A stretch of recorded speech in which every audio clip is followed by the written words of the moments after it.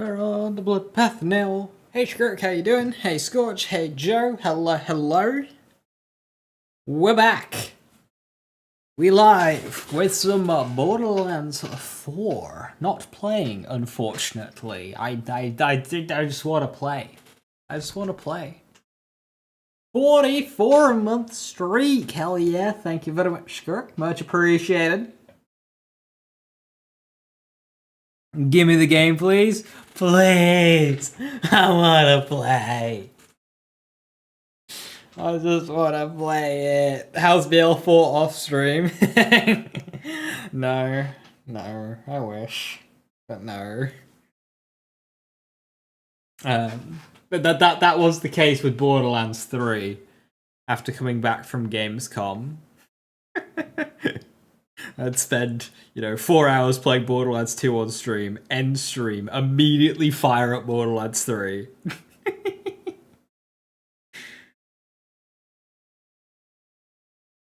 Somebody said it was 44 days, well Borderlands 4 doesn't feel close enough. I mean, that's not long. It's just over a month now.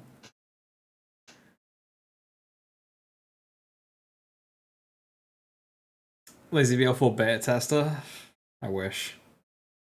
If I could be, part of 2K's QA and stuff, I'd take that job. I'd take that job. Unfortunately, their office is all the way down in Leamington Spa, which is, quite the ways away. Wrong side of the fucking country.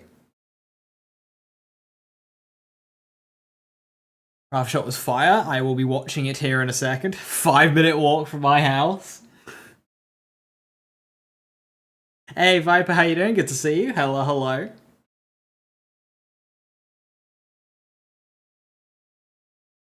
Ralph short, very good. Can confirm. Cool. It is yeah. I am about ready. I haven't looked at the Aiman skill tree, so I hope it's well translated at this point.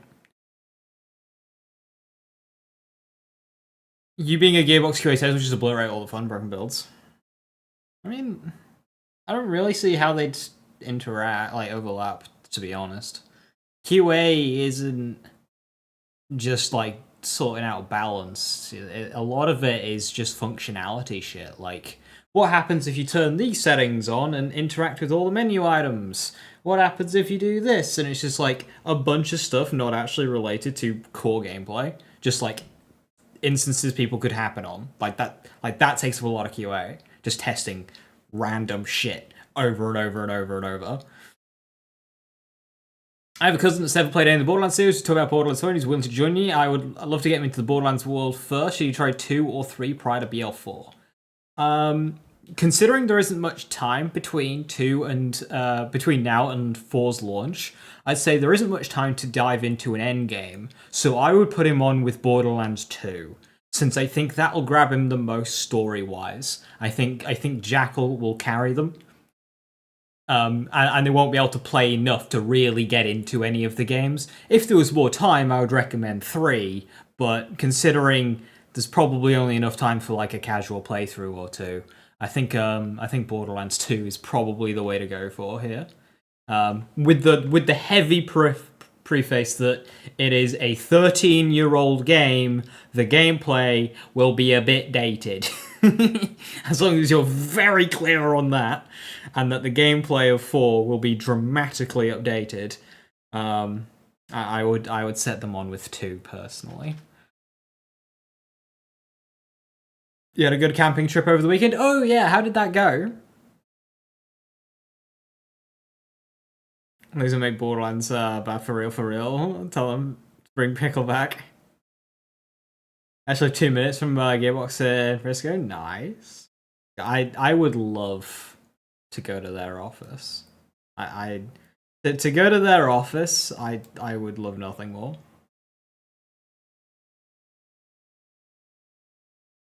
It was lovely. Weather treated us very nicely. That's good to hear. I actually went out for a walk today with my dad. Investigated some lead mines. Didn't find any lead.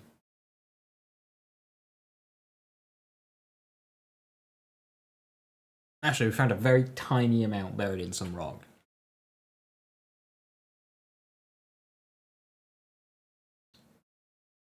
We have to launch in the way it did despite Lisa's game breaking, yeah. Doesn't 3 work better though? I mean, the gameplay quality life. Yeah, I mean, it's the question of, you know, you're trying to introduce somebody to a series. What do you do? Do you go the one that's going to grab them more from a character story perspective, or one that's going to grab better from a gameplay perspective? Now the thing is quality of life only really matters if you have a baseline. If you don't have a baseline though, you don't. It's one of those things you don't know what you're missing. So yes, 2 is more dated than 3, but if you've not played 3, you don't know what you're missing. It's why it's easier to go forward in a game franchise rather than it is to go back to older games. Like if you start with 3, playing 1 would be very difficult.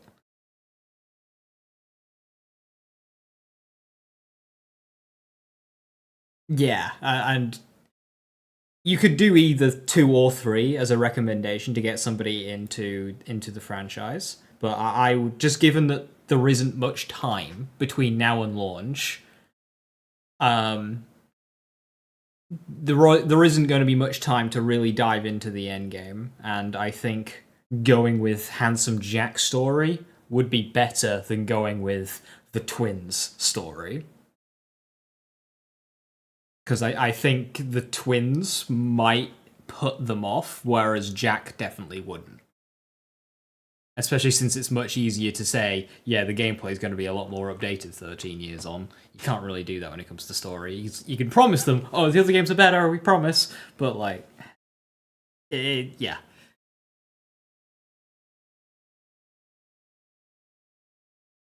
He's finishing BL1.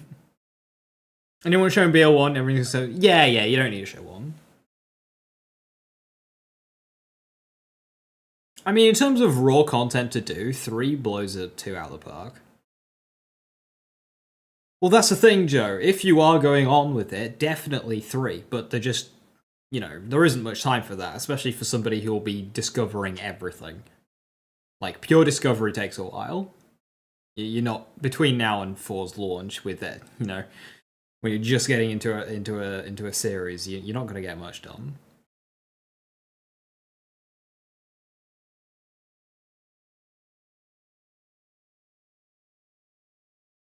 You might get players wondering what Elpis will be doing in Kairos.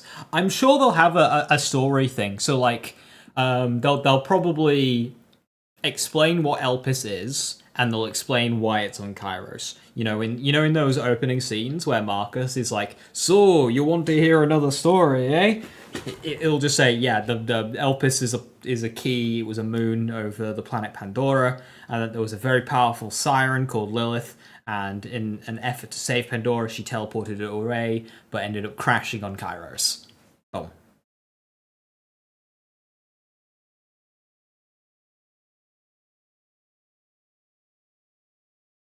They'll do the usual story intro at the beginning, I imagine, explaining the general setting, the exposition.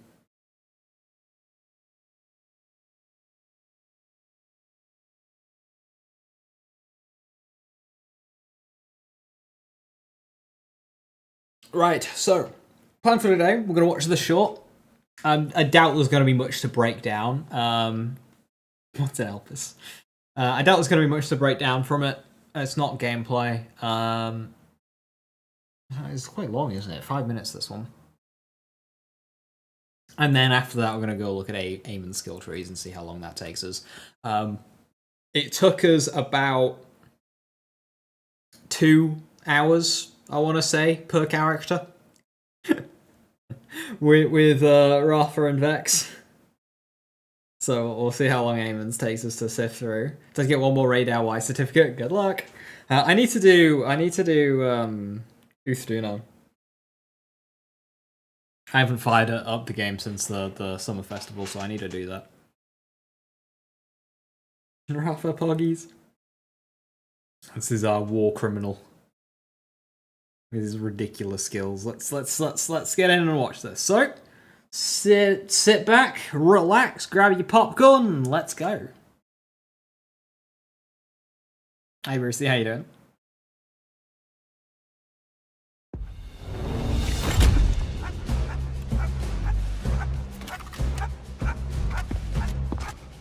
Valued shareholders of the Tediore Corporation, we are proud to debut our newest project, the Live Frame. Meet our first prototype, DF-191. Call me Rafa, sir. DF-191 here hails from the Seam, asteroid belt, yes? Yes, sir. So you grew up in microgravity. Your body can't handle a planetary gravity well. First time I stepped off the shuttle, I fell flat on my face. And yet here you stand, tall, proud, model of a Tediore soldier. Gracias, sir. Let's have a demonstration. Live Frame is an advanced exoskeleton that enables anyone to survive the battlefield. Right now, the weight of DF-191's own body is betraying him, crushing his lungs. He's fighting for his life, and not for the Tediore Corporation. Hey, bastardo. Thanks to the tireless efforts of our scientists and the sacrifices made by DF-191 and his fellow prototypes, Live Frame is a success! Now, there's only one thing more important to Tediore than the lives and honor of our armed forces, the living, breathing backbone of this company. And that is savings.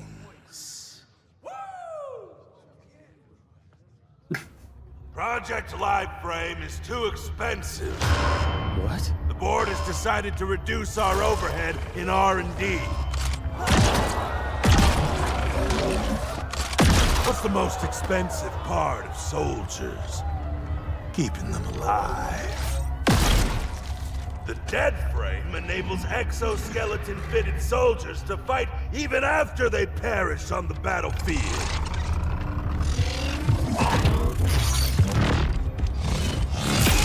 Tenth of the cost. Come quietly, DF-191. I told you, it's Rafa. You want him dead!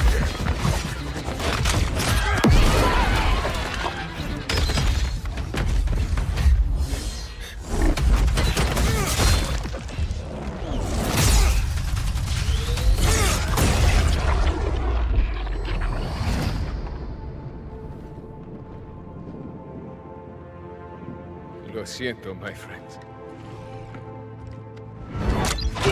You think your life matters?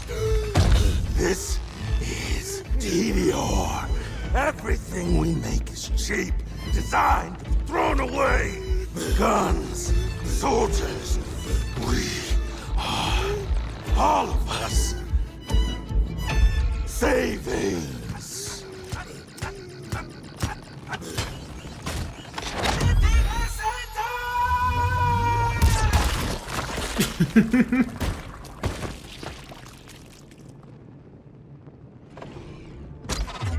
Rafa is no one's savings. Rafa is free. So you perished and rose again to haunt this world. No. Rafa no está muerto. Dead frame, it is a branding thing. Well, do you drink blood or... That's vampires. He's a zombie. It's not... What part aren't you getting? I am alive. See, I have been given a second chance. I may die at any moment. That is why I live carefree. You know, YOLO, as they say. Yolt, given your supernatural resurrection. You know what? Fine. Yolt. Ay, son idiotas.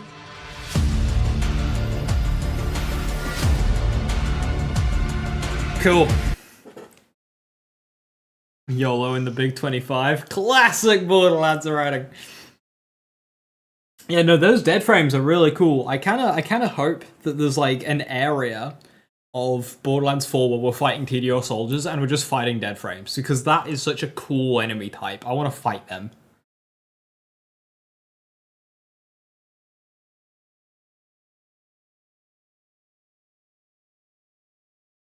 I mean, yeah, there's a lot to Ava's characters, Rohith, and I would personally be a little bit disappointed if they just completely neglected her character after so much that they gave her in Borderlands 3, especially with the Ava Mysteries missions. So I'd like her to be present in some way, even if it's a backseat and just occasionally there, just showing some level of further progression as a character.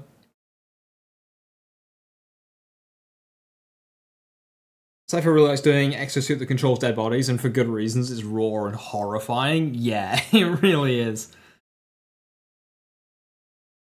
Honestly, for that to go badly, like that's on that like general's that's on him, because like it seemed that demonstration was not at all like planned out or anything. He was just winging the entire thing. At least the first half he should have, rehearsed. Maybe not the shoot in the scientist part, but like, you can't really rehearse that one. Presentation had aura? I did.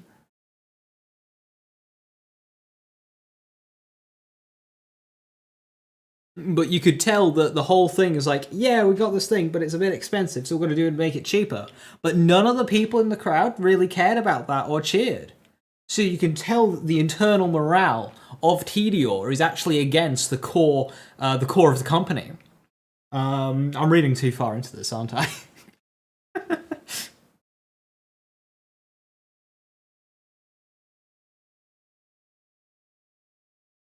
Fucking door leading to everything is disposable thing of Tediore. Yeah, like even the people.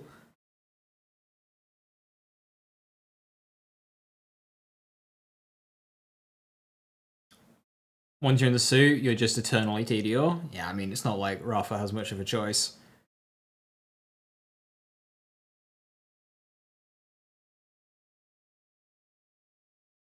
Sounds like Advanced Warfare. Yeah, the whole exosuit thing's cool. Rafa will be a really cool character, and I think he'll have some fun dialogue. Compared to the Vex one, yeah, the Vex one's like 2 minutes. This one, watching it didn't feel like 5 minutes, to be honest. It didn't feel that long. Yeah, showing a bit more Tediore stuff. That's cool. And that whole you're disposable thing, like that.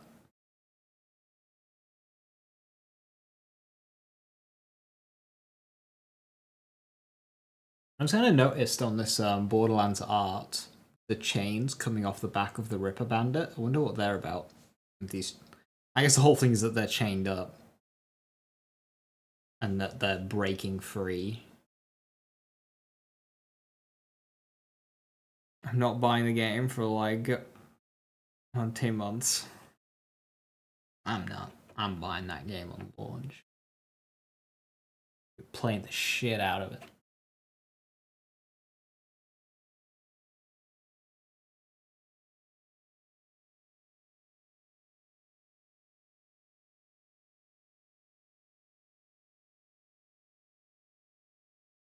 Was it bring into the canon? I mean, to be honest, not much of this was really relevant to New Tales.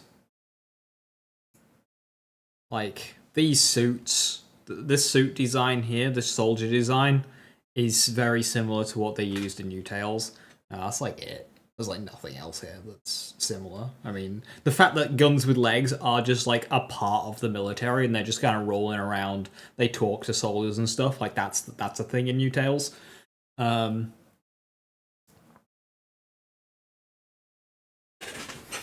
other than that, there isn't much in.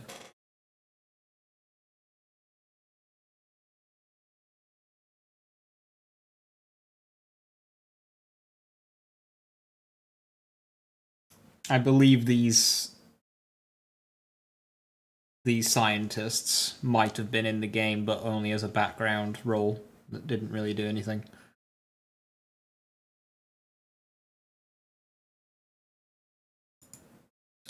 Project Deadframe.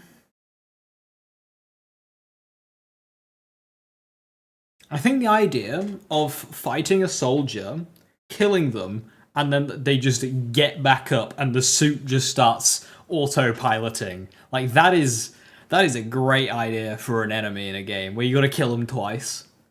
I think there's an enemy type in XCOM 2 that does that. You gotta fight the organic component first, and when you kill that, it takes like 2 turns out, and then the suit wakes up, and you gotta fight the suit.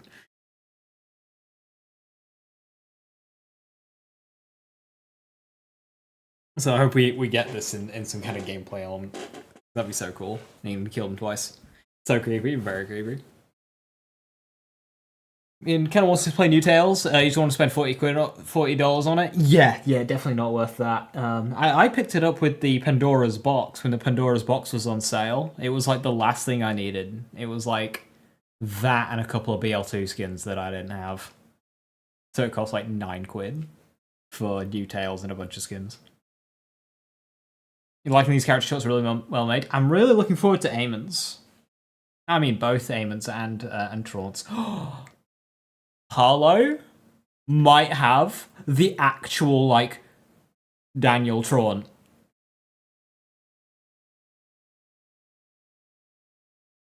Or the other two Traunts from Borderlands 3. They might make a return in Aiman's backstory. A full dinner table of Traunts in suit.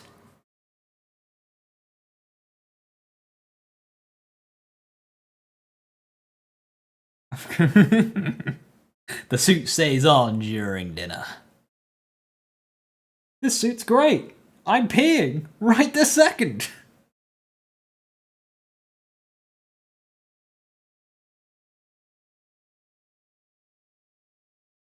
The 2 boss fronts aren't massive though. Big table, it's fine.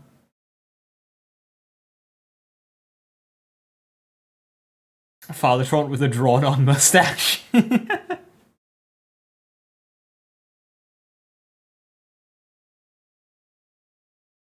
A whole family of ruthless bastards. Imagine Harlow's backstory. It's just a Traunt reskin of Home Alone. Yes! Gearbox!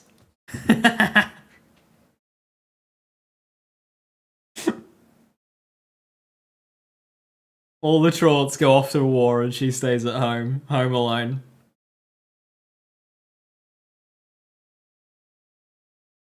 Traunt Alone 2. Electric Boogaloo. Lost in Promethea.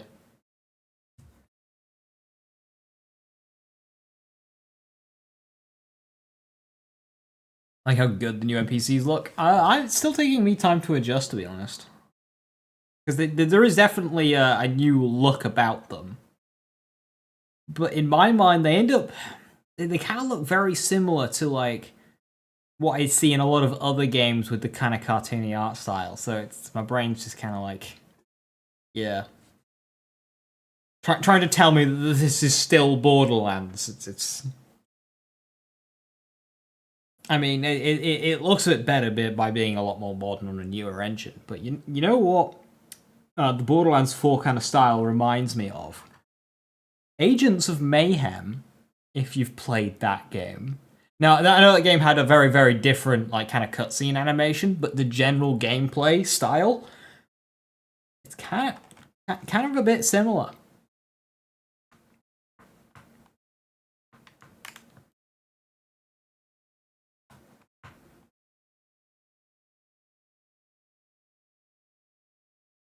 You say yep? Good. I'm not crazy. Anyway. Imagine a Tediore takedown where you think you defeat the end boss and it just reconstructs itself. Like the guy had his hand blown off and it just immediately deconstructed back.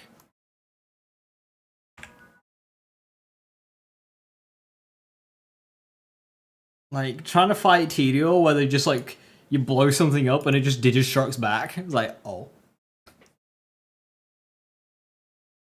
As a Traunt in 4? You play as a Traunt in 4. Harlow Traunt.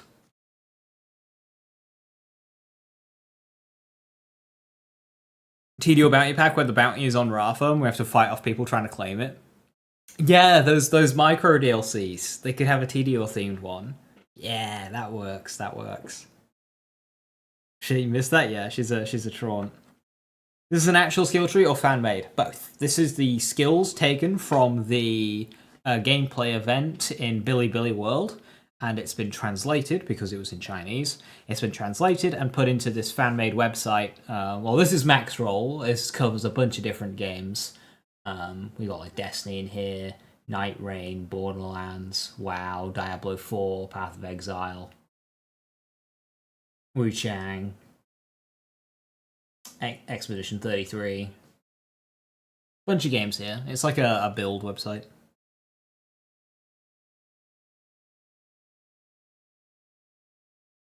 You kill a flint in 2 and plays... You kill 2 flints in Borderlands 2 and plays a flint in 3. You kill the Traunts in 3 and plays one in 4. I wonder what the next edition will do. Tediore takedown.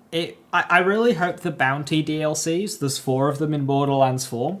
I hope they are very much like takedowns and we get a Tediore one. Because like these Tediore enemies are really cool. Like, you'll have to fight guns with legs. They'll just be scuttling around.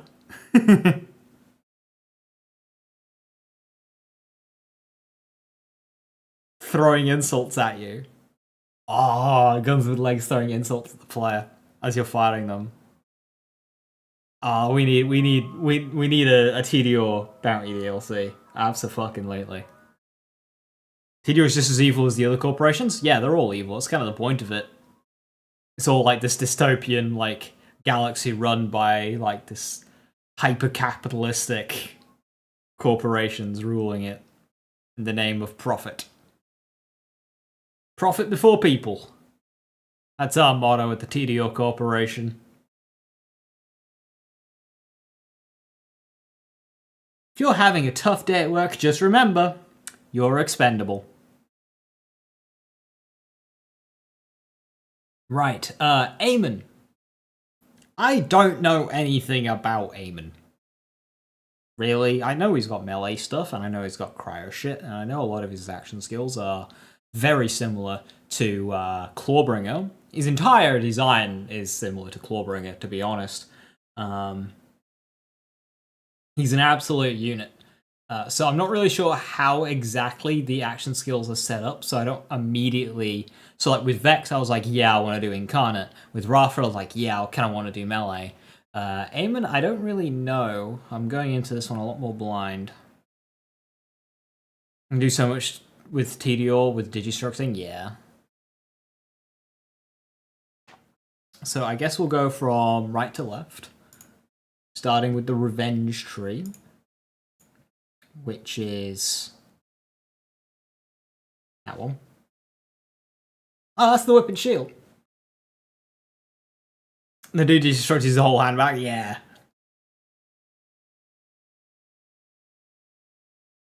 Like, what the fuck? Aiman will equip a shield to absorb all frontal damage and convert it into Vengeance Fire. When Vengeance Fire is full, the shield will provide a damage reduction.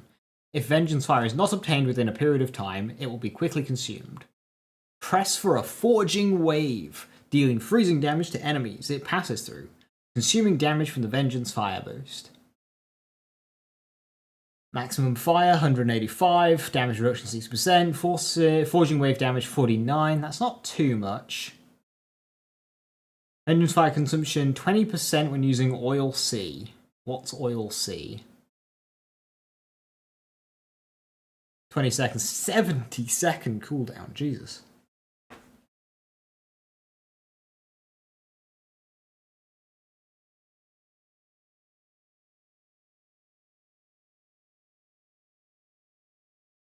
Not really sure what Oil C is.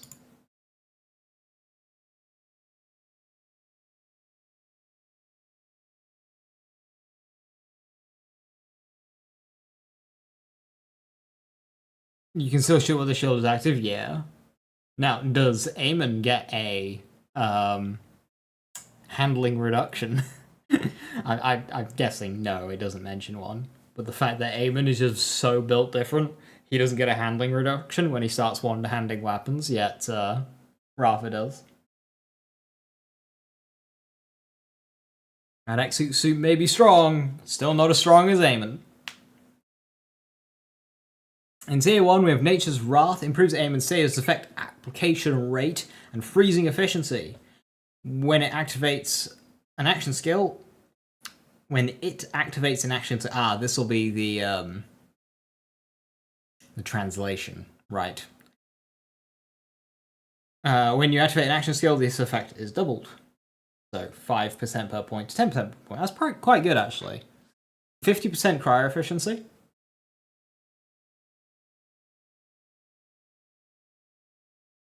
Uh, 4% artillery damage.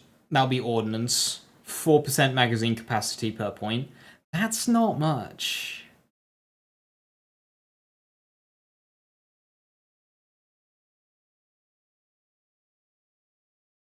Aiman gives health regeneration. Each time Aiman takes or absorbs a non-status damage, he gains a layer of resoluteness for a period of time, increasing this effect. Health regeneration 2%, that's really good. Health value recovery rate 10% for each layer of determination and courage stack. Maximum will let stacks 20. 14 seconds. Okay. So as you take damage, you start regenerating more health. That's cool. That's a good skill, that.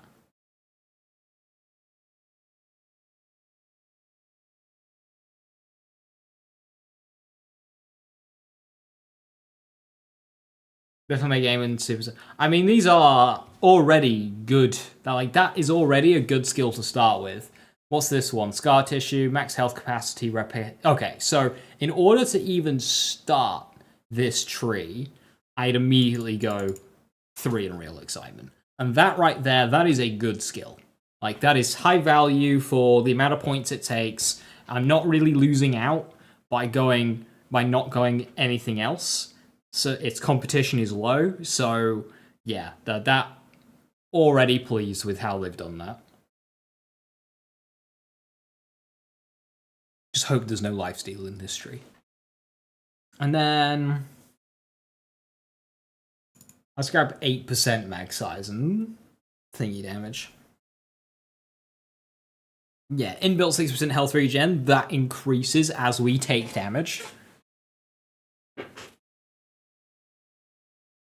So I think the way this works is the health regeneration increases, and I've got a feeling this plus 10% doesn't increase per point. It might do. If it goes to 30% per point, that would be obscene. But say it stays at 10%. So we've got health regeneration at 6%. We take damage, it goes to 6.6%.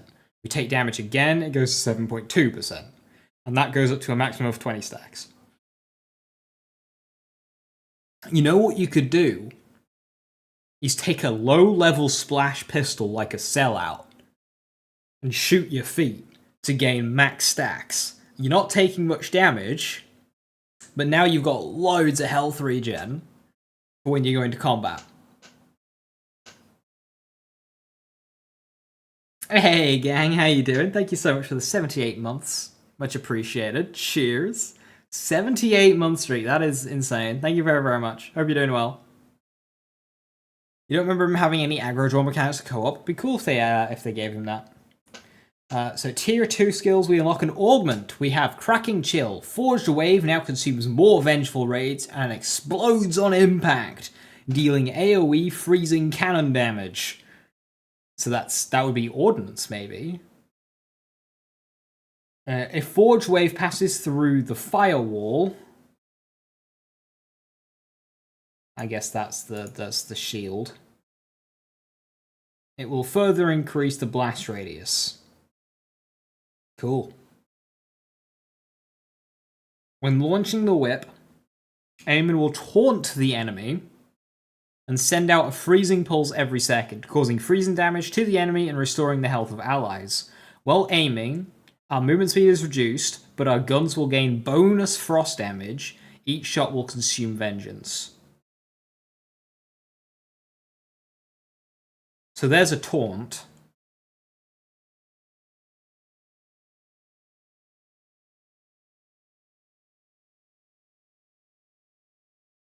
We haven't seen a lot of mag size buffs. I hope they're stingy with it this time. It depends. Like, so I'm happy for mag buffs in tree. It's gear, yeah, that gets really strong. So, like in Borderlands 3, you know, you get 72 on artifact. It's insane. And the corresponding action skill for the shield, I assume.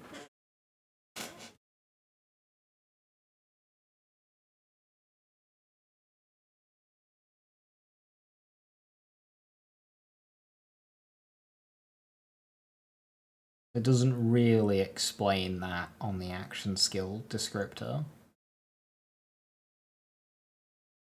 That's fine, we'll see more in game. Every character turning a 20 mag gun to 50 is not it.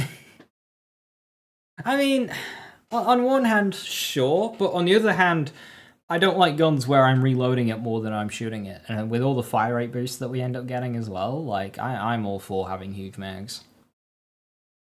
I mean, we could say, okay, less mag boost, but the base mag size of every single gun in the game is somewhat increased, apart from a couple that are purposely balanced to be low.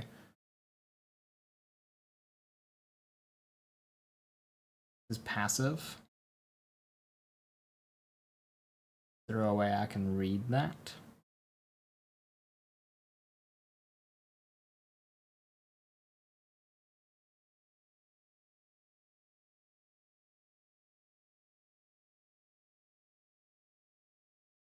Unless the shield is just like always there. And that's the passive. Streamer who showed off the skills didn't show off the forging skills, unfortunately. Ah, that's a pity.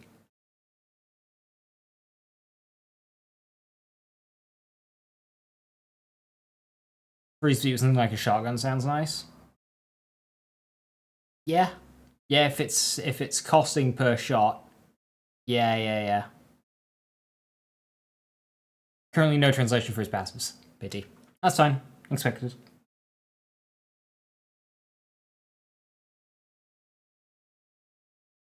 Eternal. Increase Aiman's active skill duration and switch... Ah, gun swap speed.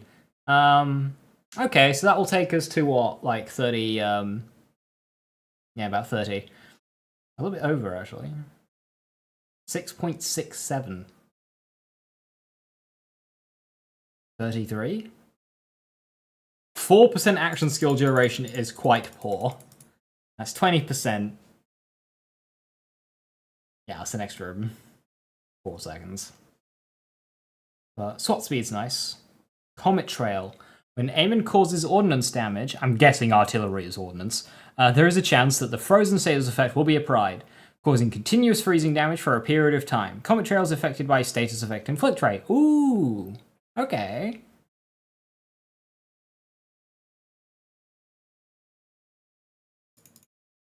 %. Does that go to 100%? Damage plus 15% of damage per second. That wants to be read like a yeah, that'll be translation. I have no idea how to interpret that, how that damage is calculated. Brain going to like of damage dealt here, but of course we can't really declare that.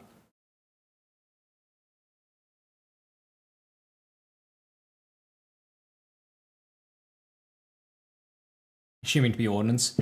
Yeah, that's fair. You got launcher, grenade, shot here. That one's launcher, grenade, and frost there. Yeah. Makes a lot of sense. Now we've got 2 guns and a health icon. The higher Aiman's health is, the more gun damage he gains. While we're at maximum health, this effect is doubled.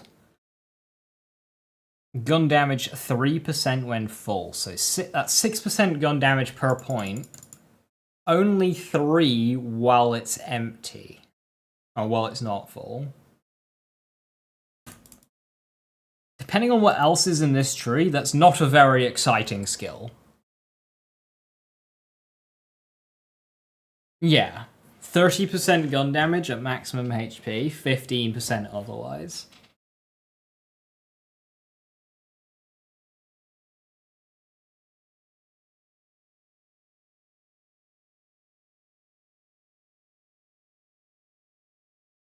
Hail of bullets. Aiman's bullets have a chance to ricochet as elemental echoes causing frost damage. 3%, 50% of damage dealt. Stop doing of damage dealt, please.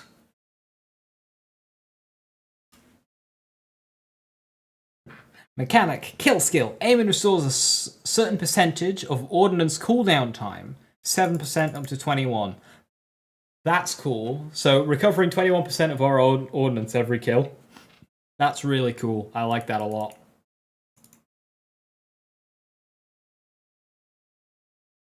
An Ancient Way increases frost damage dealt by Aiman 5% per point. Yeah, that's alright. I mean, I'll probably end up skipping that a lot of the time just because of better alternatives. But yeah, that's a fine skill.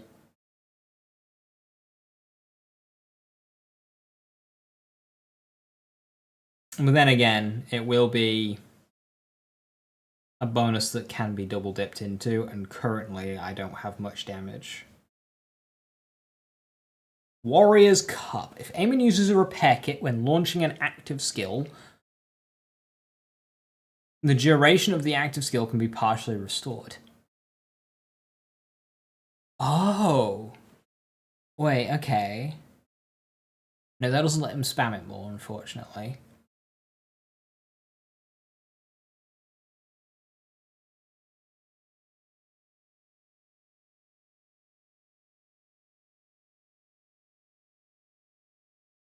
One launcher use? Yeah. But, like, that's the whole thing, right? So if a launcher gets 5 shots in it, presumably the cooldown doesn't start until it's empty, like, but... This will scale better when you're using stuff on longer cooldowns. Like, oh boy, I get like 1.2 seconds off of my grenade cooldown every kill I get. Which would be really cool when the enemy density gets really high, but that would be bigger on like a, say, a big minigun with a cooldown of, say, 30 seconds or something.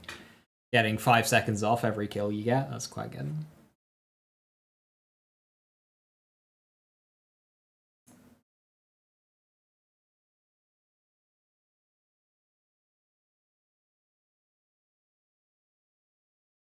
Right, on to tier 4, we get more augments. Forged Waves is now Fiery Rebuke. So Forged Wave is dealing freezing damage to enemies as it passes through. Cool. Consume all Vengeful Rage and hurl your Forged Shield at the target enemy, dealing incendiary cannon. They're using cannon and ordnance separately here. I feel like they're meaning the same thing. That ricochets on impact. Fiery Rebuke ricochets additional times based on Vengeful Rage spent. When throwing a Forged Shield, damage absorption is disabled until it returns.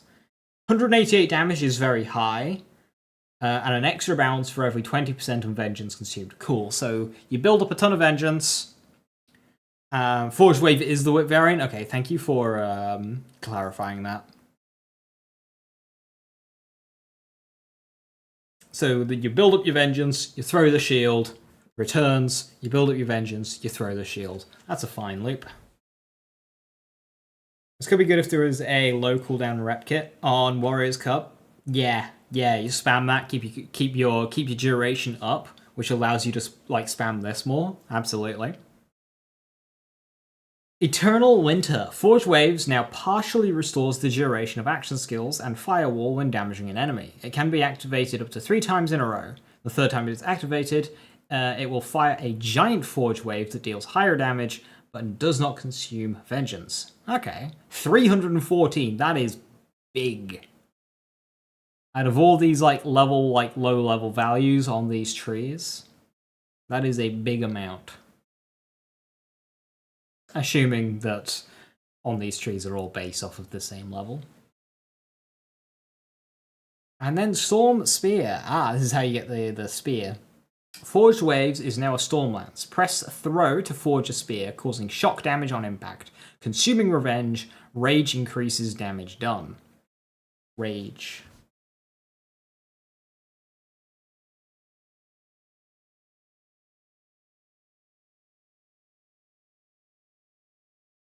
Enemies damaged by the Forged Spear are poised for a period of time and will detonate when damaged by the forging skill, dealing shock damage to the target but not to nearby enemies. Firearm critical hits can also cause explosions, but the damage caused is reduced. 417, that is high. Revenge Rage cost 20%, detonation damage 304, firearm critical hit damage detonation multiplier 50%. Maximum number of layers to be sent 10. Quite sure what that means. In any case, though, that's one of the hardest hitting skills that we've seen on these characters so far in terms of the pure action skill damage. Obviously, it's like a one and done, so it makes sense. But that's very good. Keep the shield always up? Yeah, I think so. I think you'll be able to get very good uptime on this. Although, for what it's worth, I don't think Eternal will be necessary because 4% is quite low. And, like, yeah, that will increase the value of things like Warrior's Cup, but I just think your skill points are better spent elsewhere. It'll make it easier for sure, but...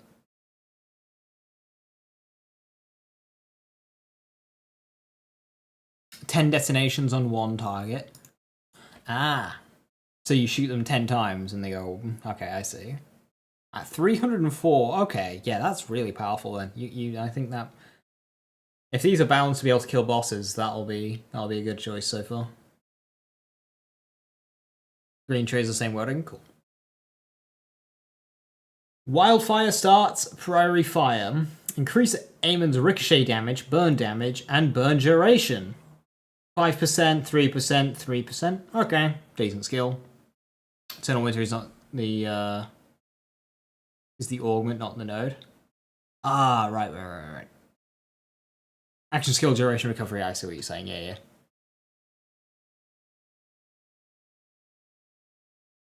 Burning with Anger. Kill skill. Use burning damage to kill an enemy, and you will gain a layer of fire adaptability for a period of time.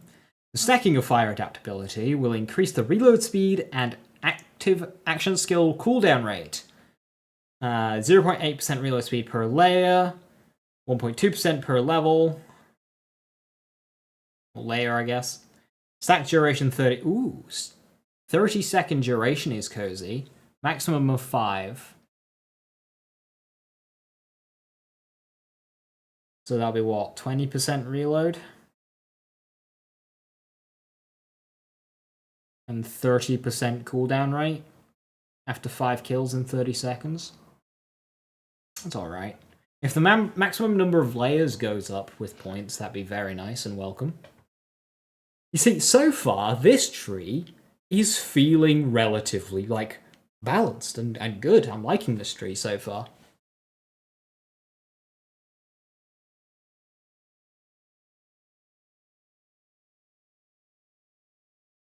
Yeah. Even hail of bullets. I'm liking this tree so far.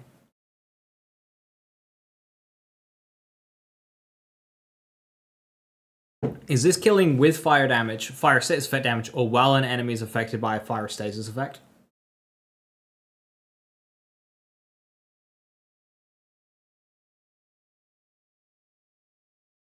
Excellent question. Find out in 2 months. Ice Rage. One thing is odd. Obviously, this is like the fire side of the tree. Actually, we'll do branches instead of going across, I think. Well, this is the fire branch. There isn't much fire up here. There's ice up here, but there's not much fire.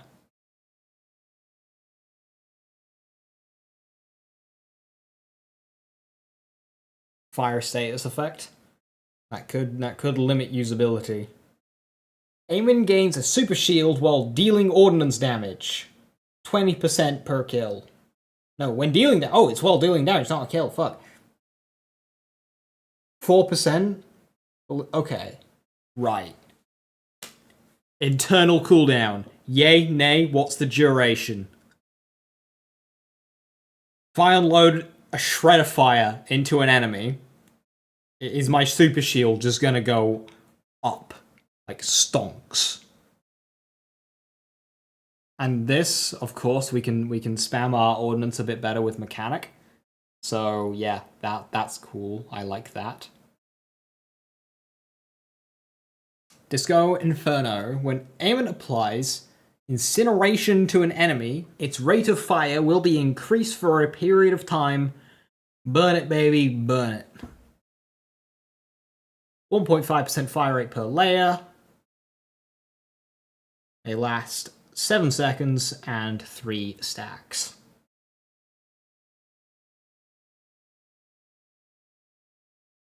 Okay, so that'll be about 20% fire rate.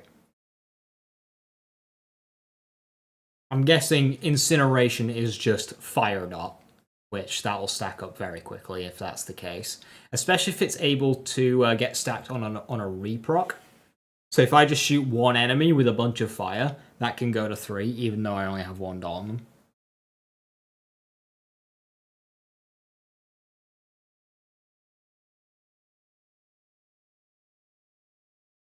Oh, shield is in innate max capacity, of course. I imagine will that be tied to your actual shield? Like in my head, whenever I see overshields in video games, it matches the capacity of the shield that you're wearing, so you can essentially double what you have.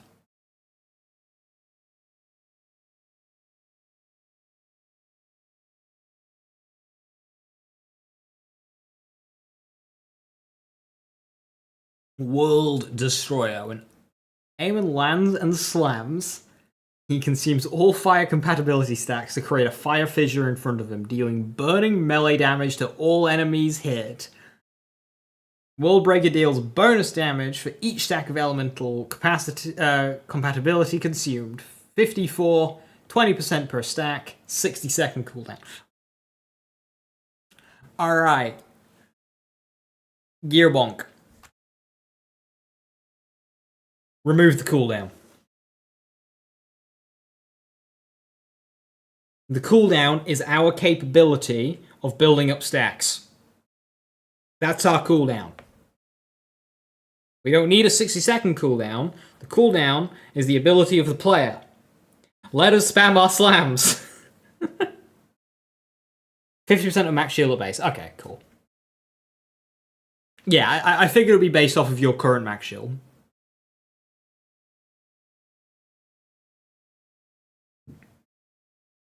Cooling Cloak. Kill skill. Restores some of World Breaker's cooldown. Cooldown recovery 6 seconds. Okay, so we get 6 seconds off of this every kill. I mean, that's fine, but like, make it 12. That's 20%. We use 20% a lot in terms of kills restoring cooldown. They like doing that, so like, make it 12 seconds. Because this probably won't get things like action skill cooldown rate and stuff. I think that will be a permanent 60 seconds. So like... Or, instead of making this 12 seconds, make this 30 seconds. Make it 6.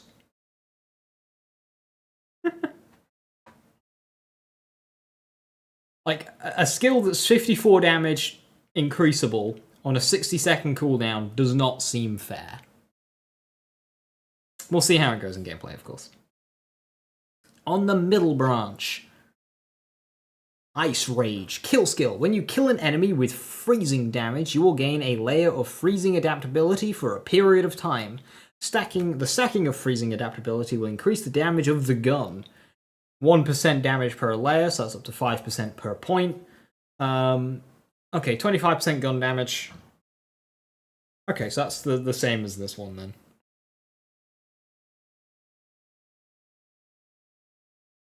So we get kills, we stack up. because there's a way of consuming. Maybe not here, but on this one, there's a way of consuming all of our built-up compatibility stacks. So, like, do they need a duration of 30 seconds? I guess so. Because otherwise, yeah, like, pre-stacking. Yeah, fair enough. Hey, Merrick, how you doing? Hello, hello. Missing capstone. Oh, there's supposed to be a capstone here, right. Create a wall ring of fire and freeze enemies that walk through it. Also, bullet shot through it do 50% more damage and go 100% faster. That's nuts. Oh, that's so good.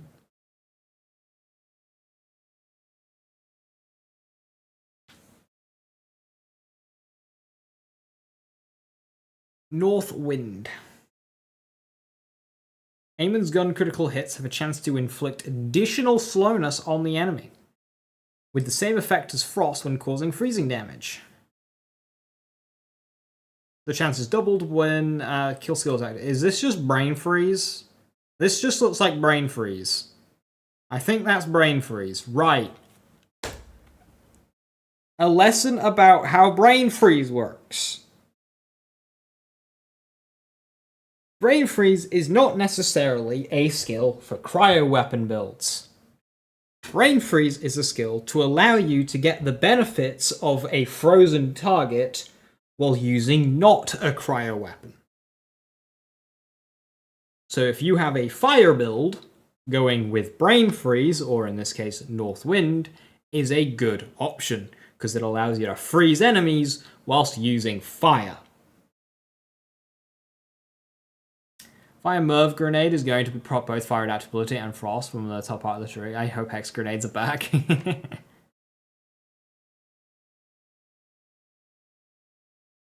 I mean, if Hex is back, you can just get crits with that.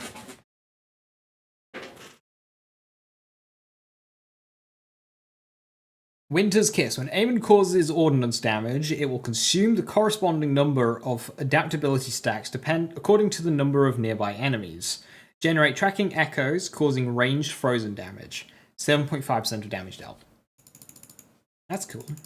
I like that. And again, consumption of stacks. So in fact, we want to go 1 and 5.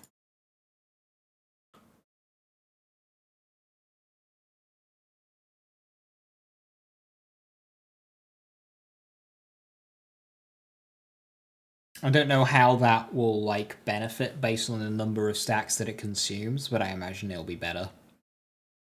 So yeah, you definitely want at least 1 point here, even if you go with the other skill.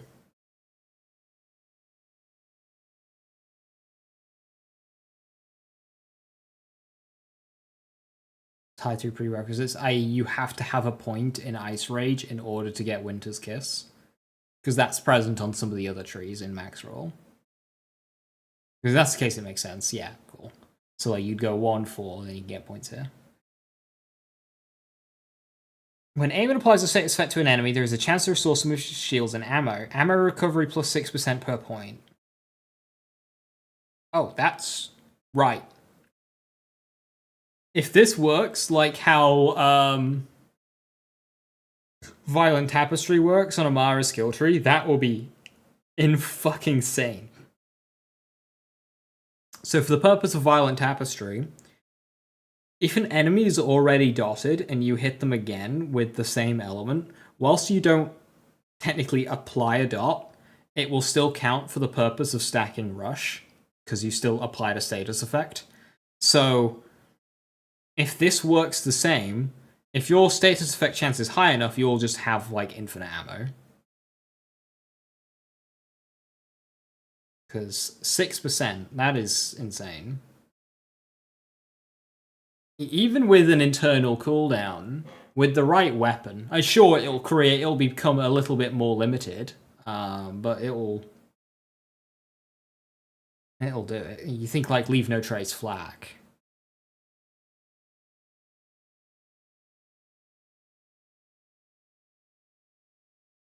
1327, 80 radar captured. Nice. Congratulations, Viper. The Ice Age. Aiman deals increased damage to frost enemies and bosses. So, is that a skill debuff? Or is that global damage? I'm thinking about where that would go in the damage formula. But basically, this level of this branch, very good. I just want to overspec this. This is very good. This middle branch is good. We like the middle branch here. Now you have the Thunder build. Impact Debris. Elemental Echo has a chance to ricochet. 30%. Cool, that's good. Especially if you've gone Winter's Kiss. If you haven't gone Winter's Kiss, I don't think you need that. That's good. And this gives us Glacier Mania. Firewall is now Ice Frenzy. Hold F to swing your Forged Steel Whip, hitting nearby enemies twice and dealing frost damage. Then slamming the ground, creating a frost rift that deals frost damage and leaves behind a source of frost. Deals frost, slams dealing frost that leaves behind a source of frost. 202 per hit, rift damage 400, hazard damage 202 per second. That is a lot of damage. He's got some good action skill damage here. If you think something like the aura damage of Vex and the persistent damage of Rafa is like 12 per second, 24 per second, and now we just have 202, 202, 404, 202 per second. Aiman's skill damage is quite high here.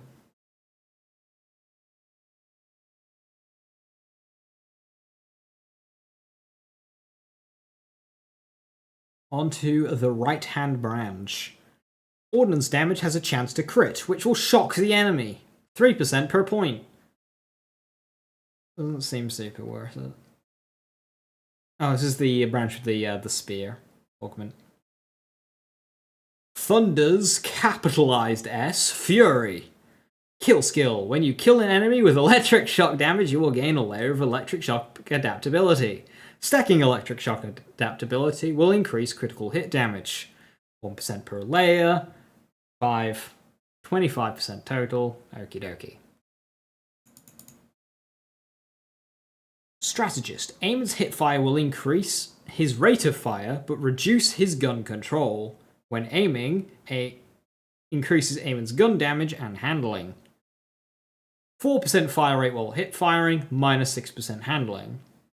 5% gun damage while aiming gun control, which I'm pretty sure is just handling, plus 6%. I like that. It means that between hip firing and ADSing, you'll have a huge difference in how your weapon handles, because ADS just already helps, and that will just make it the difference even greater. But that is a cool skill. I like that one. I like skills where it's doing two things at different times, and you've got a different bonus per. Flak's got some of these, where like you move for defensive stuff, and then you stand still for offensive stuff. Smelting Furnace. Kill skill. Aiman recovers a certain percentage of his cooldown time of the forging skill. 3% per kill, 15%. That's alright. 5 points, not sure if that's worth it.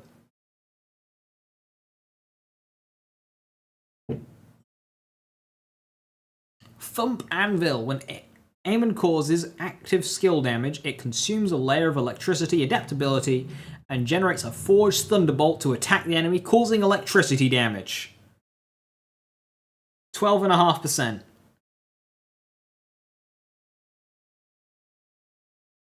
Of damage dealt, so that's 60. Okay, that's really good, actually, with how spammable the shield stuff seems to be.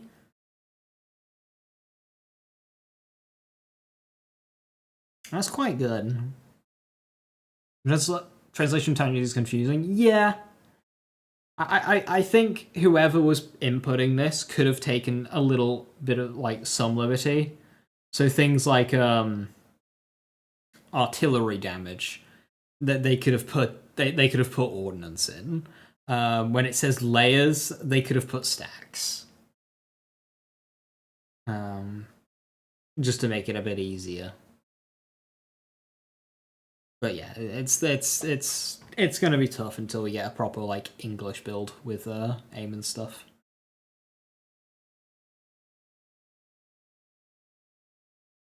Ultra high voltage. Elemental Thunderbolt now staggers enemies and consumes an additional stack of shock adaptability. The damage done is doubled. Boss enemies cannot be staggered, and villain enemies have a reduced chance of staggering. Danger, danger, damage multiplier 200%. So, villain enemies.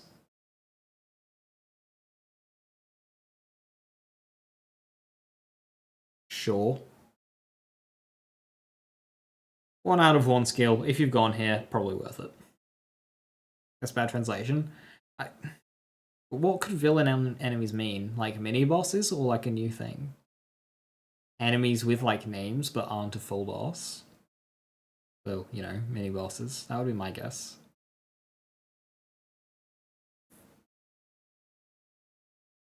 Consuming seems too high, so you think that more levels will increase the stat count? So like 5, 6, 7, 8, 9, or 5, 10, 15, 20, 25.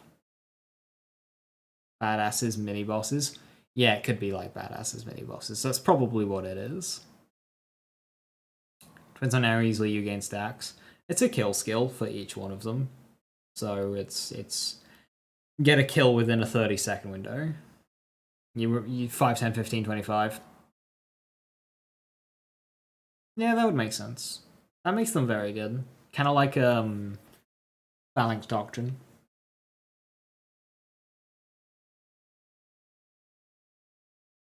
Anger descends from heaven. What a name. Firewall is now Wrath of Heaven. Press F to summon a giant forged sword and attack the target enemy, causing electric shock damage. Guaranteed to crit. 336 damage and 50-second cooldown. Guaranteed to crit, so that will hit really fucking hard. It's 336 base damage, but assuming a crit is double damage, that'll be, you know, 772. Even if it's 50% more damage, that's still quite good.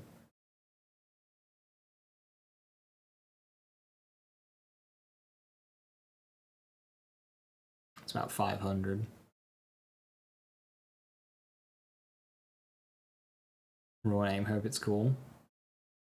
Anger descends from heaven. Took a look at the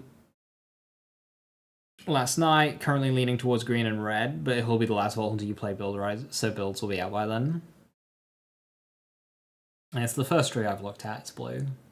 It looks fun, but like, not really what I'm going for, I don't think.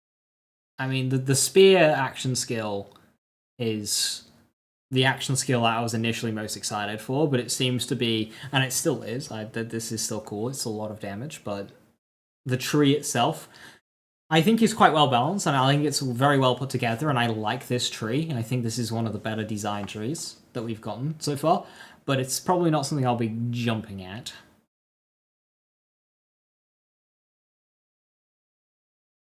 Hey Ryan, how you doing? How broken is it looking? I mean, I've only looked at the revenge tree so far, and this is fine. Excluding like Rafa's brokenness, if I choose like out of the Vex trees and this one, this is my second favorite so far. You've got Vex's Incarnate tree, and then this one, which I do like I do like how well it's put together. But we'll see what the other two have. I'm just not overly interested in shield gameplay. So I like the spear, but I don't really care for the shield.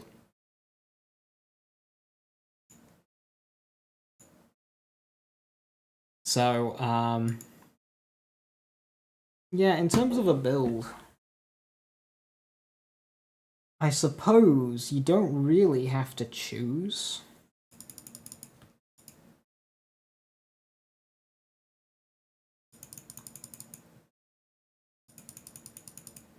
I don't think World Destroy is worth it.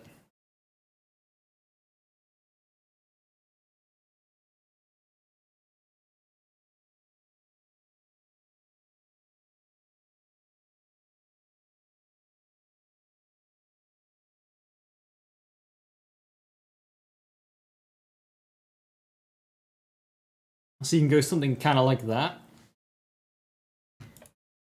Let's drop the echoes. And a few more points to play around with. Could even go back up here.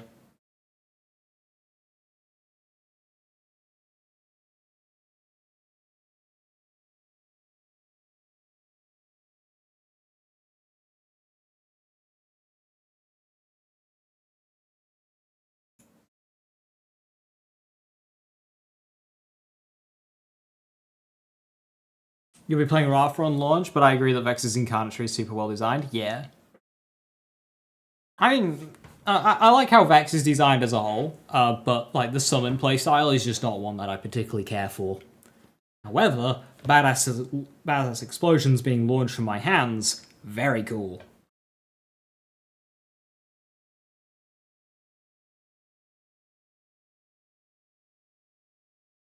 So yeah, if I was to overspec blue, without looking at the other trees yet and what's early on, this one's got quite a nice spread of like stuff.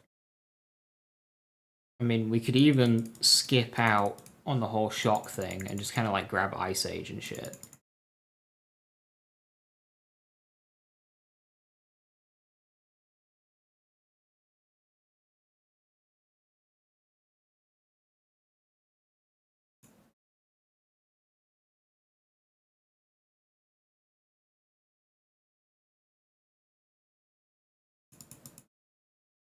Is Vex bad?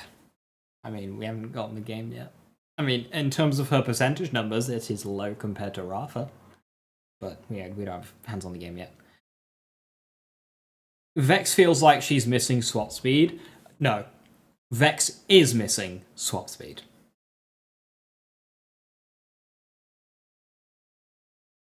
You're going to go with a full pet build with damage reduction to health with Vex, action skill out as long as possible. Cool, I hope it's fun. Make sure to stack up that damage on the pets. Otherwise, fights will take a very long time. Right, I'm gonna, before moving on to Neuromechanical, I'm gonna quickly nip to the toilet, and then we'll be back looking at Green Tree. So, back in a moment.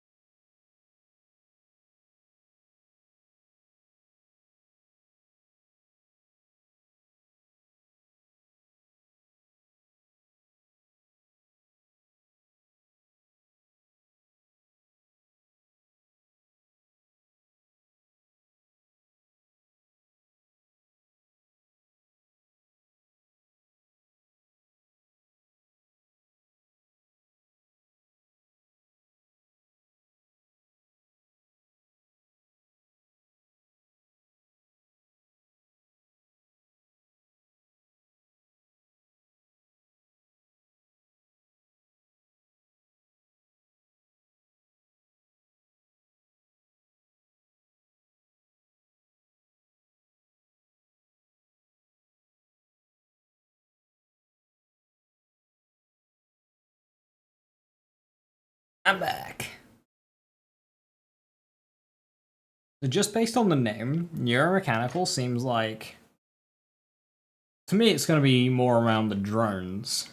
But that icon Has a lot of aura.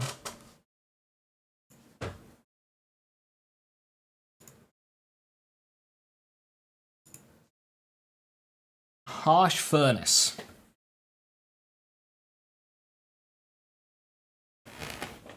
Hey Viper, streamer, there's hot fashion in the Mon Hunt section of my Discord. Cool, I look forward to looking at that later. We love the hot fashion. Harsh Furnace. Aiman will be equipped with a forged axe, which can be thrown and picked up from the ground to refund cooldown time. Oh hey! It's Storm Dragon Judgment! This is the action skill I'll be playing with. M1 throws a flaming axe dealing burning melee damage. M2 throws a frost axe dealing freezing melee damage. Enemies damaged by the forged axe will be in a ready state for a period of time. When they die or are damaged by the forged axe, they will explode, causing damage to nearby enemies. It's Storm Dragon Judgment, but it causes enemies to explode. Yeah! Storm Dragon Judgment returns. Hey Aaron, how you doing? Good to see you. Lazy's live. I am live. It's good to see you. Also, just an extra thank you for hooking my friend up. Just a bit of backstory for you, Aaron, on Rabbit and the cool Borderlands loot is when BL3 came out, Rabbit phoned every single game store in the whole of the UK when Borderlands 3 came out, trying to get a collector's edition. And he couldn't get a hold of one. He was phoning up game stores in like the north of Scotland, and he couldn't get a hold of one. So this was really cool to see. So thank you very much for being involved with that. As dedicated, yeah, he really tried and he couldn't get one. So yeah, this it's cool. Welcome back. You've got red on you. This stream was made for Lazy for real. I Storm Dragon Judgment was so much fun to use in Wonderlands.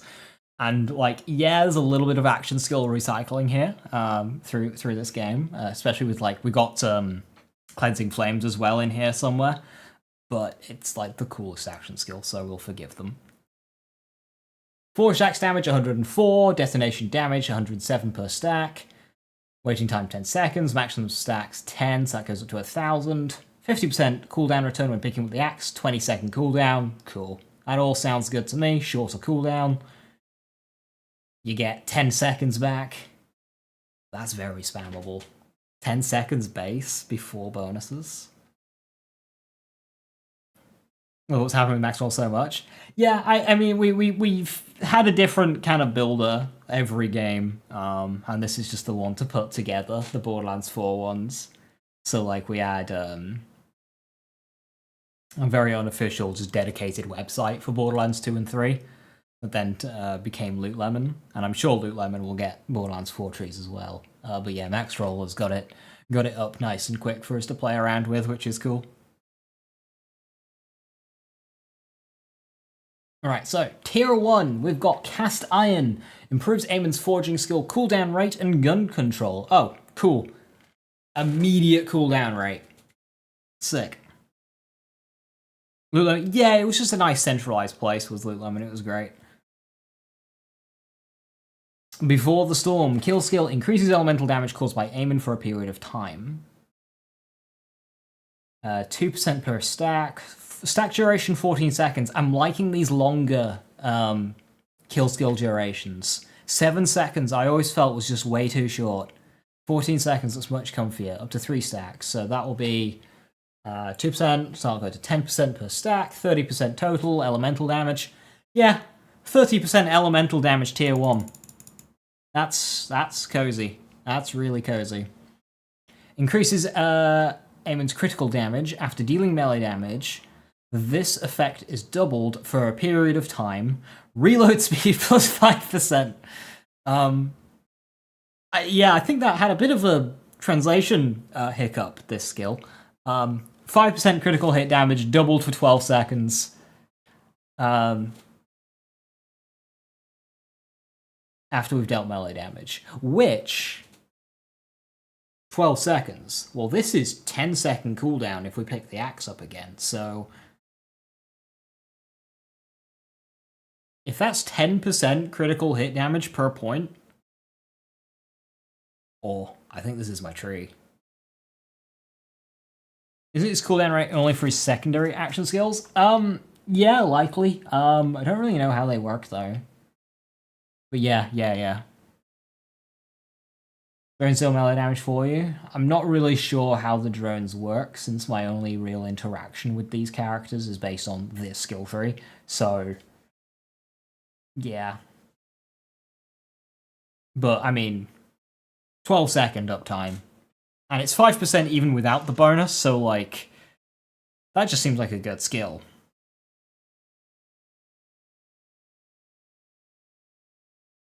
You think execution is actually 3% per point and not 5? The melee effect is 6 seconds, not 12. Be weird. I mean, that is just a very messy skill in terms of the translation, but the numbers shouldn't be mistranslated, surely. But fair enough.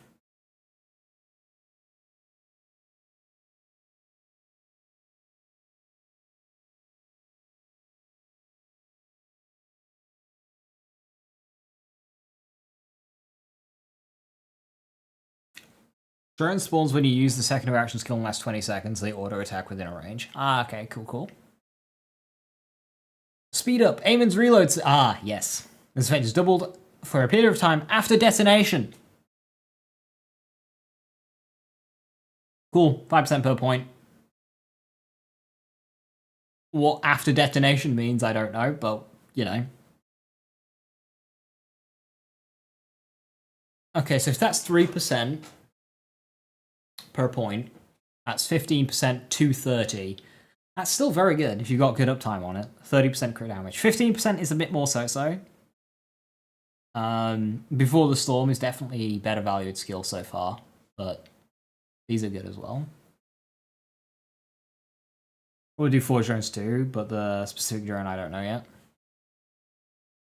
Right, that unlocks tier 2, which gives us 2 augments. Axe and Stone, detonating the Flame Axe.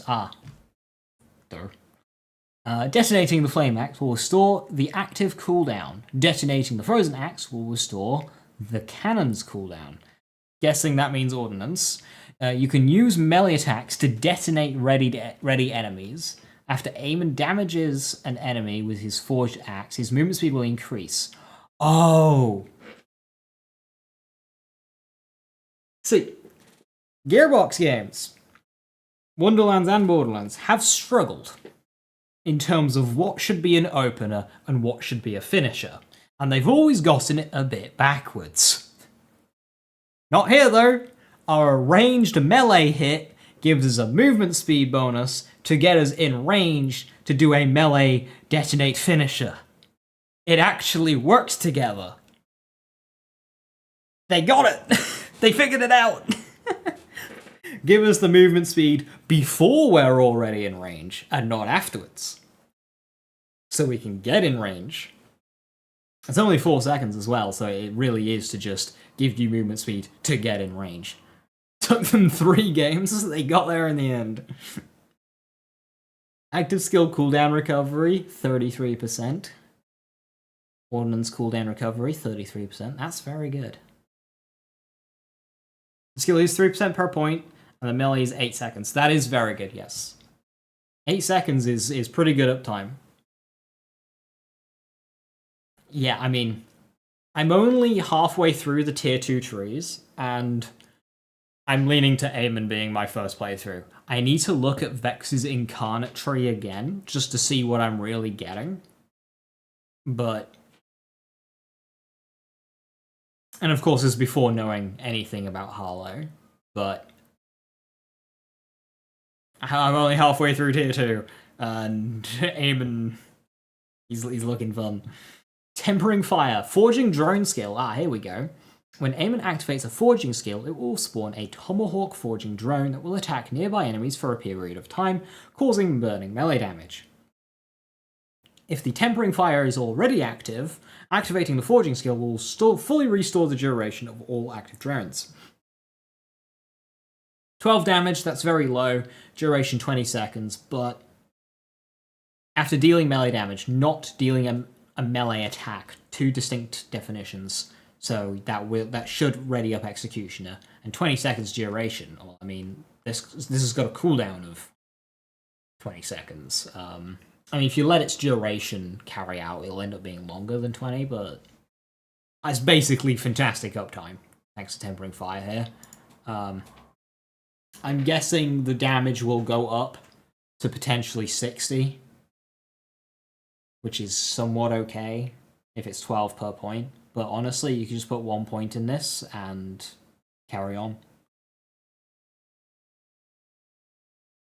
I've already started as the Siren all the game, so Vex for you. But all the times from BL2 have had a phase lock, so it's phase locking trend I secretly follow, I wonder. So, the same here, Rohith, but kind of backwards. I never start with the Siren. But I always end up maining the Siren. Is it the Siren, or is it the phase lock? I will find out about 6 months after launch. And if I am maining Harlow by that time or not.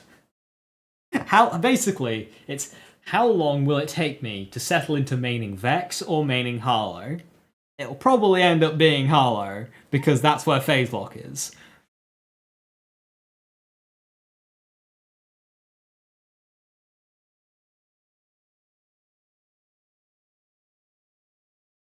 Pocket pick, Aiman player. Well, funnily, the character I always choose first ends up being typically basically the big meathead. I played Brick first, Lilith was my main. I picked Axton first, the soldier. Maya was my main. I picked Wilhelm first. Wilhelm was my main. I picked Zane first. Amara was my main. Am I picking Aiman first only for Vex or Harlow to be my main? We'll find out. But Aiman is providing a very good argument. Hey Rune, how you doing? I love this culture, it's so fun. It looks so good. I'm only on tier 2 so far. You got mine to OB10 yesterday? There's something about phase lock. It's just so simple and easy to play with, and just, yeah. What phase lock allows you to do is just never really get stuck on an enemy. So sometimes you're playing Borderlands and an enemy just won't die. And you end up getting stuck on an enemy. Phase lock just like the still, easy crits, enemy dead. And it just works. It's so consistent. And because it's always on such a short cooldown, you're never really getting stuck in combat. You're just always moving through. Because there are 2 more on the way, so not to mention, we war degenerates are going to spam them all a great deal. So the question, ultimately, how much of your life you're going to sink in? Well, I mean, this is the first game that's coming out where I have a full-time job, which is annoying and frustrating to deal with. Like, why can't I just get paid to play Borderlands 4 all day?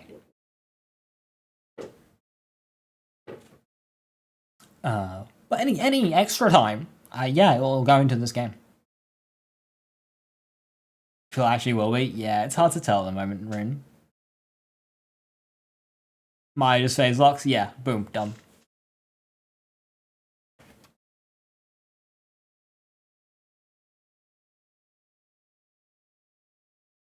Endless War, the other augment. Each layer of ready to fire. It's ready to fire.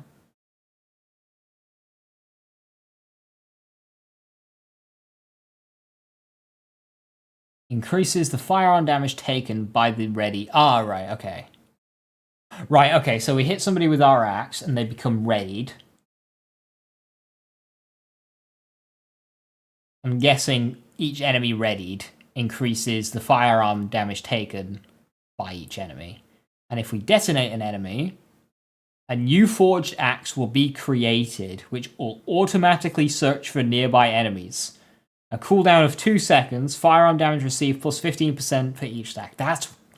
Oh, they're both really good. I think Endless War is better, but I think Axe and Stone is more fun.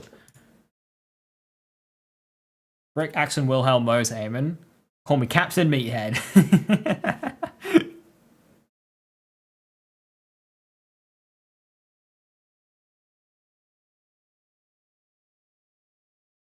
You're the opposite. First time you've not had a job when the Borderlands game comes out.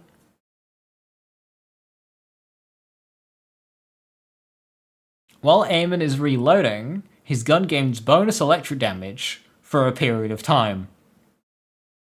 That's a really funny wording.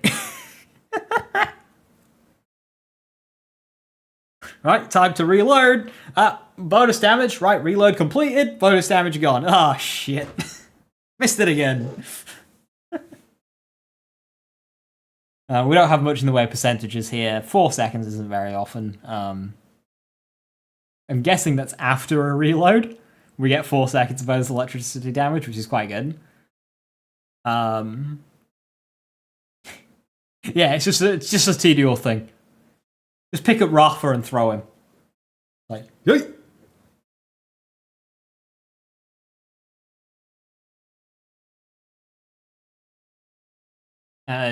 Destroy the bionic body. Increases Aiman's forging skill damage and detonation damage. That's quite good.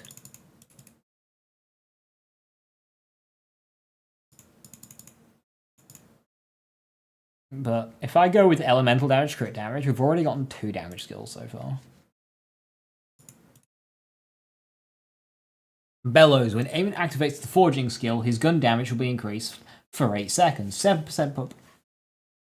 I mean, this tree trunk. The trunk of this tree is good. We've got damage here. It's just damage. Tempering Pyre now spawns additional axe-smithing drone that deals frost melee damage. Does that mean we just get 2 drones at once? Because if that's the case, that will increase our uptime of Executioner. But now they have a reduced duration. Right, increased consistency, lower uptime. Okay.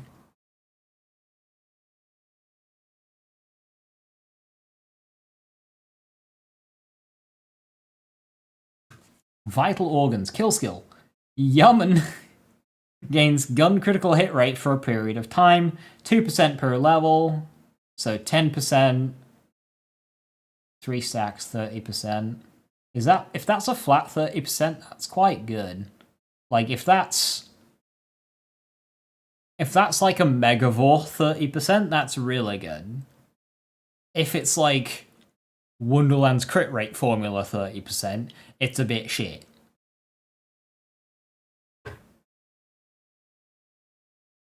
Harrod's Call increases electric damage, 5% per point. Okay, I'm going with gun damage here.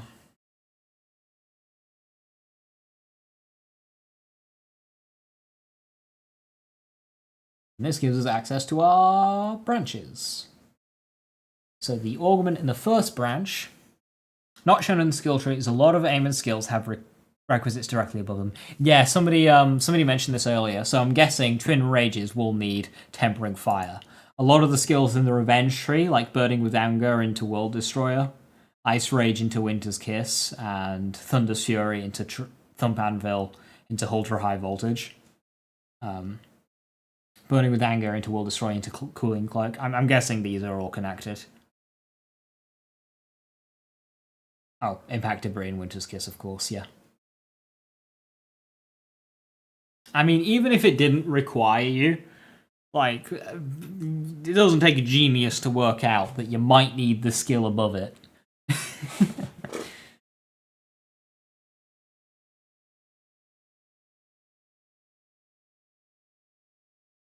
Although it would be funny seeing builds made by people who have the bottom skill but not the activator skill, so they just have a chance for echoes to ricochet, but they don't have a way to make echoes. I think it should be really funny to see people do.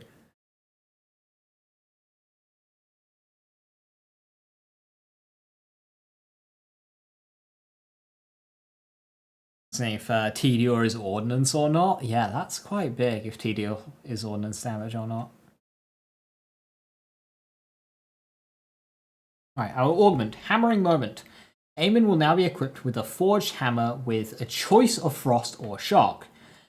Enemies damaged by the forged hammer will be in a ready state for a period of time. When they die or are damaged by the forging skill, they will explode, causing damage to nearby enemies.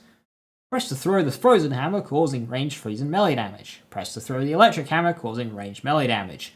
442 is quite good. Yeah, it is very good. More of single target, whereas Endless War is more multi-target.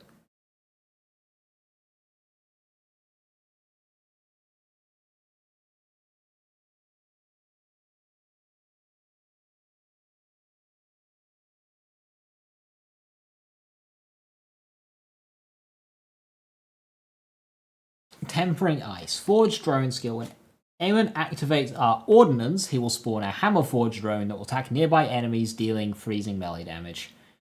25-second duration, 30-second cooldown. Cool. Drop a point in that, and that will help.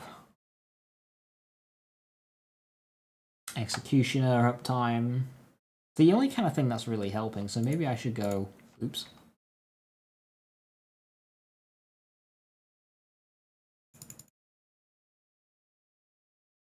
One extra point in Executioner.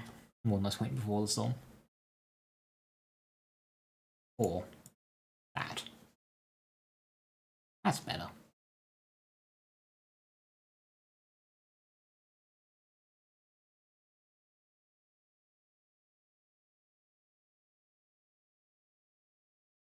Hey awesome man, how you doing? What do you miss? Rafa intro video thingy and the revenge tree. Which is a pretty good tree, it's well made. And then we've also got noise. Increase the damage and detonation radius of ordnance. Cool. 5% damage, 7% radius. That's a good skill. Masterpiece. Increases the damage and duration of forged drones. Right, so far I've not been investing in drone damage. But you max this out, spawn another one, max this one out. 5% duration per point. You then go into more, yeah. Depending on how many drones you get out, you will get a lot of drones. Neuromchanical, yes. Well, lots of summoning. This is like a summoner's tree as well.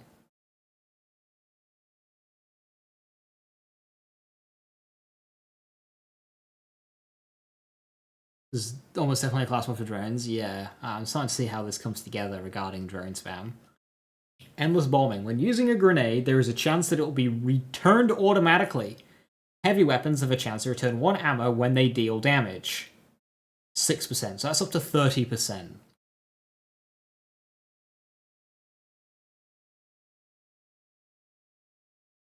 With the increased detonation radius as well. I don't think this is as good as Demolitions on Rafa's tree, but this is just like a cozy... See, this is just like cozy skill. Again, this is such a good tree. Level 72 build to Rafa and Vex. Amazing. Excited and excited. When Amon causes ordnance damage, the fire rate is increased for a period of time. 10% per stack, 3 stacks, 30%. That's just another... This branch, I just want to overspec it. I just want to overspec this branch. I mean, the trick here is to just use Jacob's weapon so I can avoid the fire rate skills, and that gives me more skill points to play around with. That's the trick. Just use Jacob's weapons, and that way you don't have to worry about fire rate.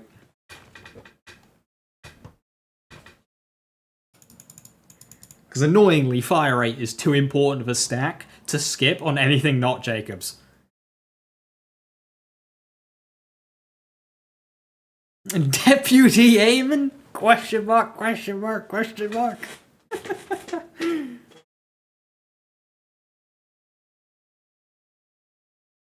Hammer of Destiny. Another skill that's name goes hard. Hammerforged drones can now deal ordnance damage in addition to their original damage types, and have a chance to trigger a detonation when damaging an enemy, causing area freezing damage. 25%, that's very good. Especially with how many drones you can get out. That's a good skill.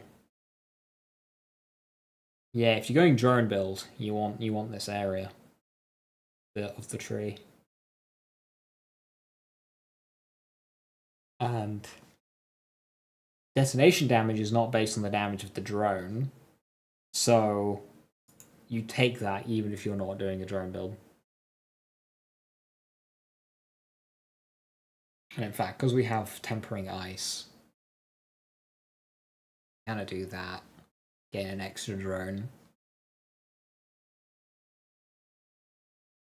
And that works.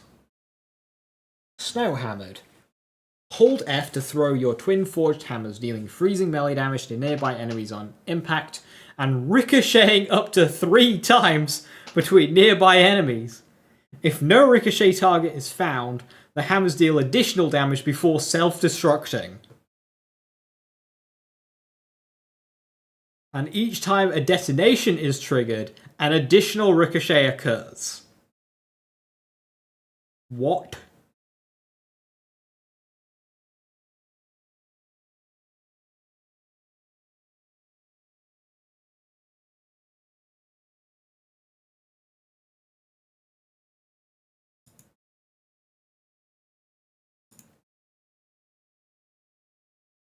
Endless War as well.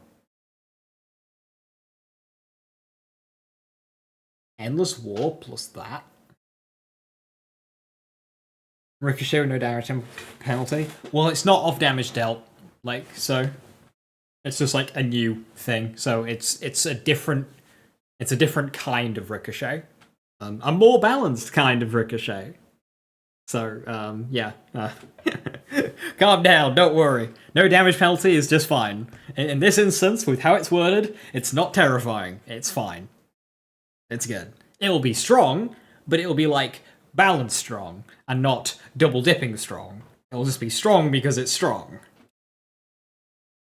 Keep it in my pantser. It's too late for that.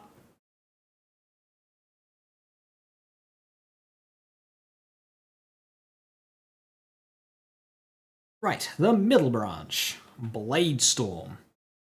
Aiman will now be equipped with a forged sword, with a choice of fire or electricity effects. When enabled, all charges will be consumed to fire the forged sword barrage. Enemies damaged by the sword will be put into a ready state for a period of time. When they die or are damaged by the forging skill, they will detonate and cause damage to the target, but will not harm nearby enemies. Press fire to fire a barrage of flaming swords, dealing burning melee damage, or press fire to fire a barrage of electric swords, dealing electric melee damage. 222 damage, 242 per stack. 3 uses each. That's cool. Now, don't use the word balance around Gearbox, they don't know what balance means. But 100% there'll be things that let it change elements. Yeah, probably. Maybe in a class mod. Balance? Nah, we like tolerate the jank. Oh dear. A blast furnace. When Aiman or his forged drones critically strike an enemy or create an explosion, increases the damage he deals. Detonation awards multiple stacks.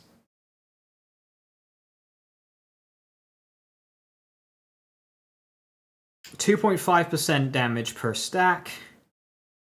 We gain 5 stacks on detonation, so 12.5. We have 30 stacks. So what, 75% extra damage? Now when it says create an explosion, does the humble Torg weapon count? Because if so, it's very good. What do you mean by ready state? So when you hit somebody with the action skill of this skill tree, enemies damaged by the forged axe will be in a ready state for a period of time. I guess what they mean here is like stunned, poised, you know, that kind of thing. So when you hit them, the enemy will kind of just gain an effect presumably from, you know, the force that they've just been hit with. They've kind of got a mark on them, and that's what ready means.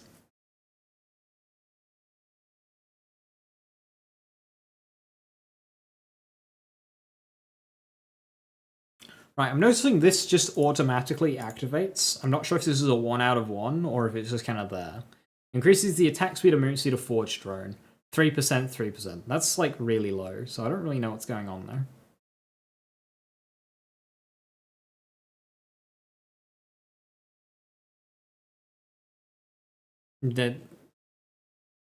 Detonation is linked to the action skill when it says explosion. Like, so it thinks it wants detonation here and not just any explosion. That's fine.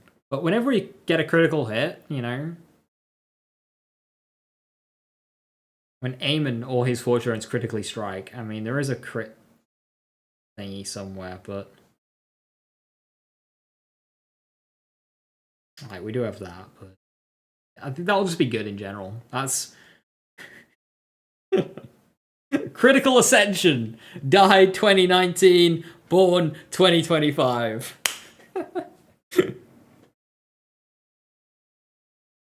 Aiman is Critical Ascension. Tempered Lightning. We have our Lightning Drone. Electric melee damage. For 18 seconds.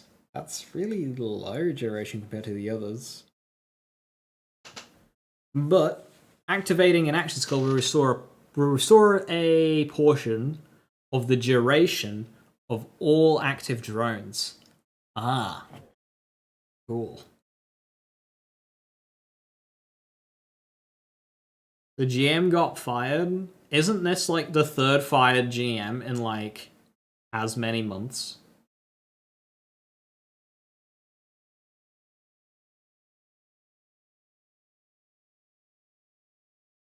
Action skill uses is clunky. I mean, all they need to do is simply keep it the same as Wonderlands and we're good in terms of Storm Dragon Judgment. Storm Dragon Judgment was fine. Now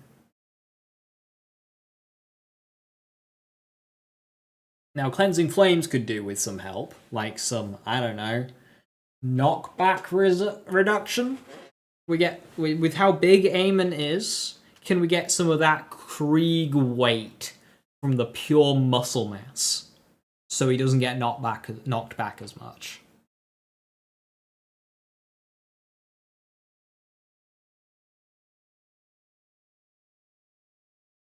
Contempt Armor. Armor gains super strong shield when he deals damage with action skills, 3% per point. Cool. 15% recovery when dealing damage with action skills. That's cool. Cozy. I think it might be quite difficult to work that in, though. It's not as good as, like, Real Excitement. So, unfortunately, the excitement on Real Excitement has died down a bit. I have not really seen a defensive skill that's as value as this one. So, a little disappointing so far on that. Lightning Rod.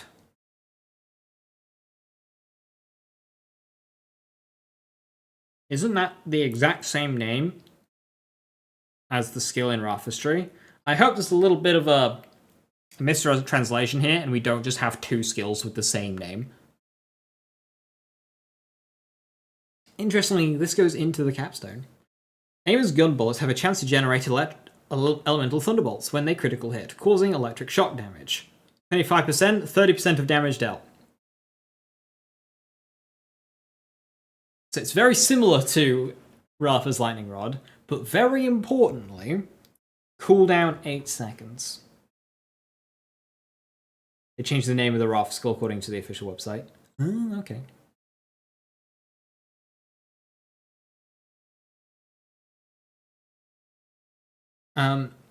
Right, so how to interpret this skill? It's short fuse on an 8-second cooldown, which is fine for general gameplay, but that doesn't matter when you're doing one-shots. An 8-second cooldown, I don't care. Boss is dead. Thankfully, though, 30% of damage dealt. Oh, shit. Is that our 5 out? Okay. I've got a feeling that's 5% per point spawn rate and 6% per point thunder damage. If that's the case, 30% of damage dealt. Shock fuse. I like where you're going with that one rune, but I do prefer shock fuse.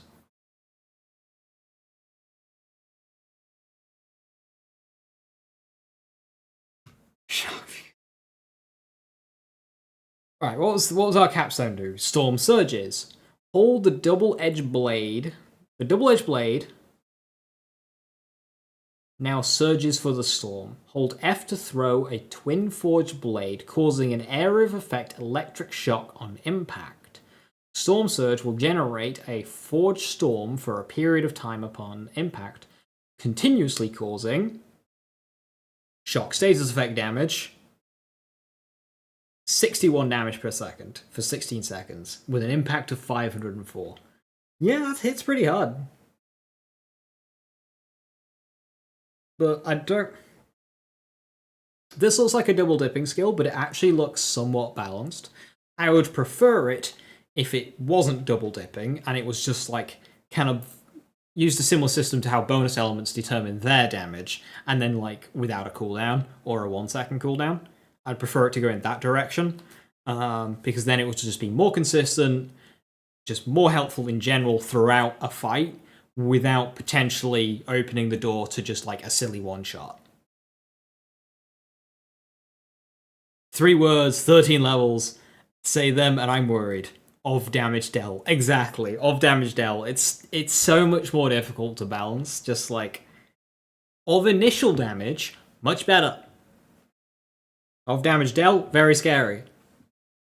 But no, that one's kind of fine. That's not like Rafa terrifying.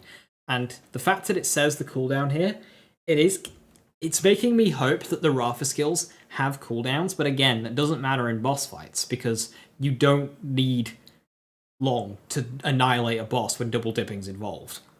You just need 1 hit. Cooldown be damned. It could be 18-minute cooldown, it doesn't matter. Boss is dead. But it helps keep, mobbing more interesting. Sharpen the tip. Forging drones now have a chance to critically strike.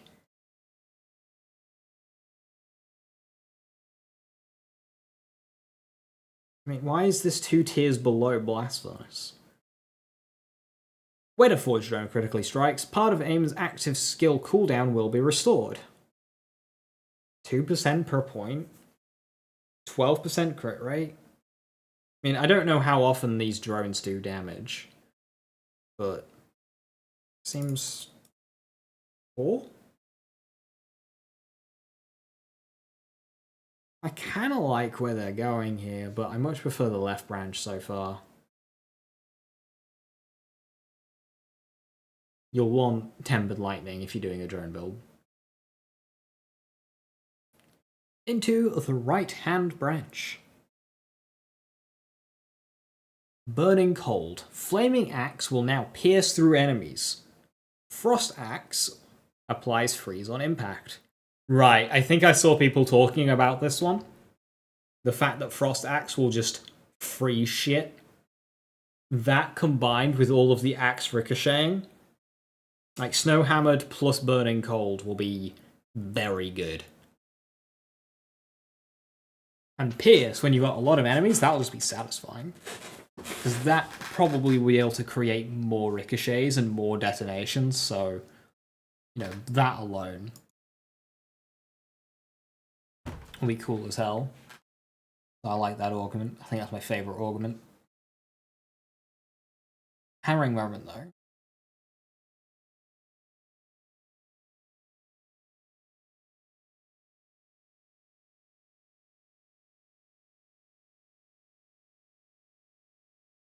It does 4 times the amount of the axe. The hammer doesn't do the detonations, though.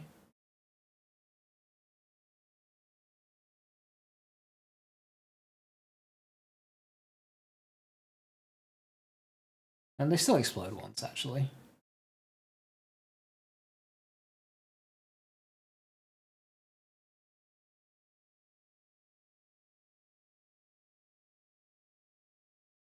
When Aiman freezes an enemy, a freezing hazard source will be generated under the enemy's feet, causing freezing damage for a period of time.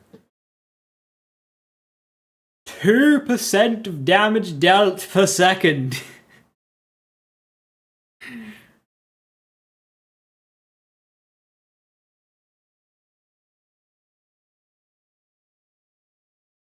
Oh dear.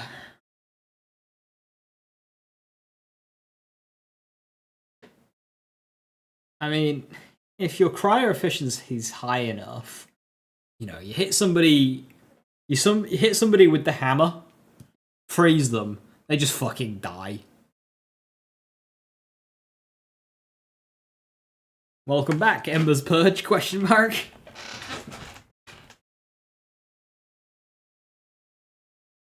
Raging Fire. Action skill damage has a chance to critical hit and burn enemies.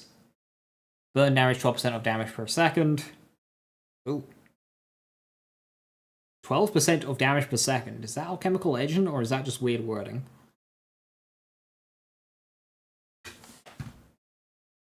Crit rate 3% per point, so. Permafrost, though. When Aiman freezes an enemy, yeah. It's only got a 50-odd percent uptime.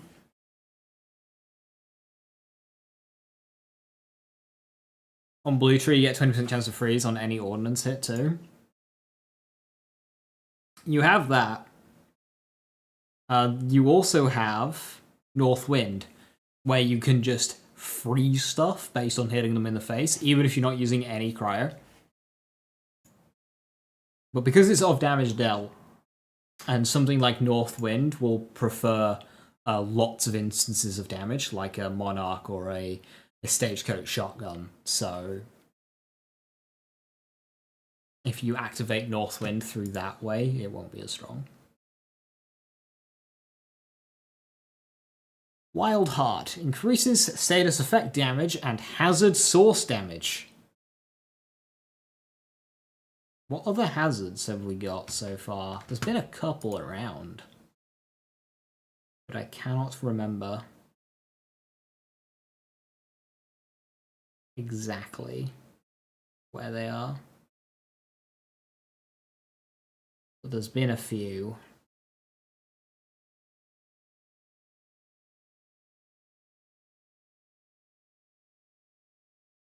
Hazards caused by gear effects as well. Yeah, if they're there. 3-point skill is always welcome. Capstone Middle Blow. That's the one. That's a really good one as well, yeah.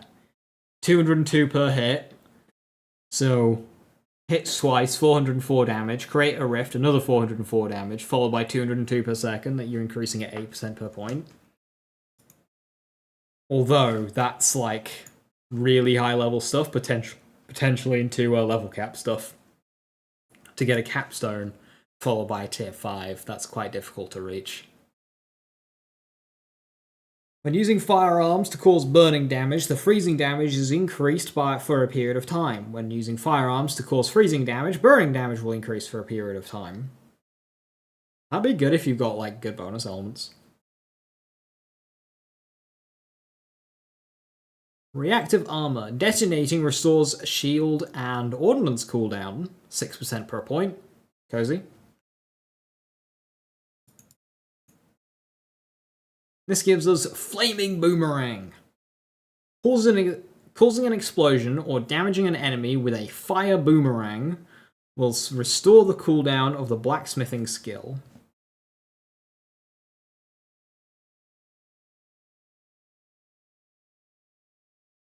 Ah, right. The double blade now deals burning melee damage from 2 directions with a larger radius and leaves a trail of fire while flying close to the ground, dealing burning damage over time.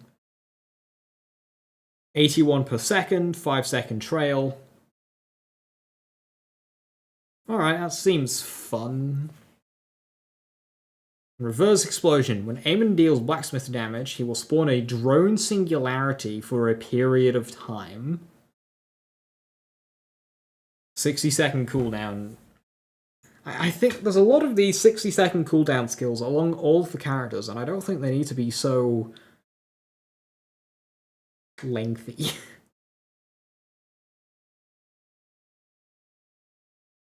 I do think half of them they could just be halved. But of course, I haven't played yet, so.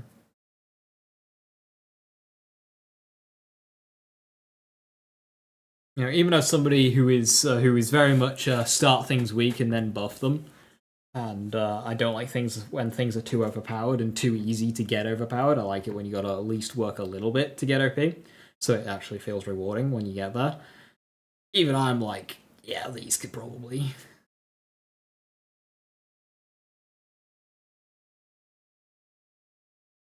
Unless that singularity's got the range of, like, a map.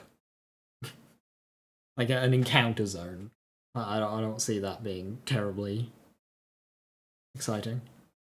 The boomerang does recover it, though. Causing an explosion or damaging enemy will restore the cooldown a bit. So that's at least very helpful, because that'll proc lots of time. So I suppose that is to be used with the boomerang. Getting all cryoguns would be the annoying part. You don't need it, because this is the problem Zane had on launch, and people misunderstanding Zane. This tree gives you so much to be able to freeze enemies without using cryoguns. So you're fine. And if you run 4 fire guns and you run into a cryo-immune, if you run 4 cryoguns and you run into a cryo-immune enemy, the fuck are you gonna do? Don't make the same mistakes twice. People did this with Zane.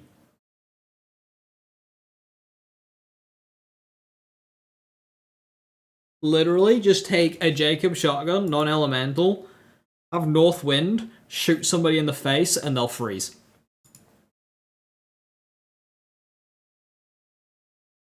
Haha, brain freeze!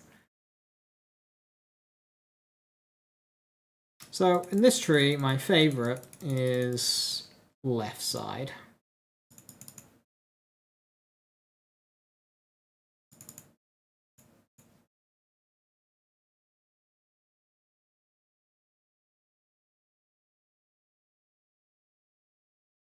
Now, if we wanted to increase our drone damage,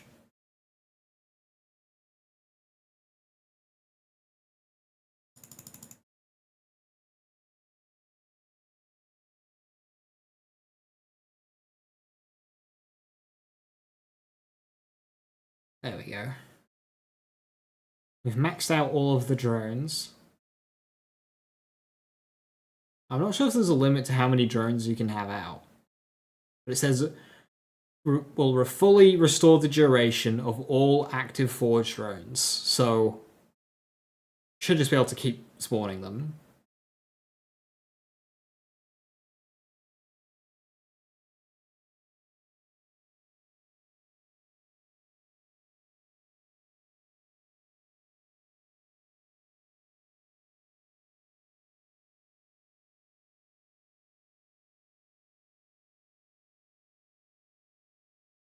So that one's doing 12 damage, assuming that goes up 12 per point, 60 damage, and you get 2 of them. This one's doing 17 times 5, 85 damage. And this one's doing 45 damage. And that's got, like, all your elements covered as well.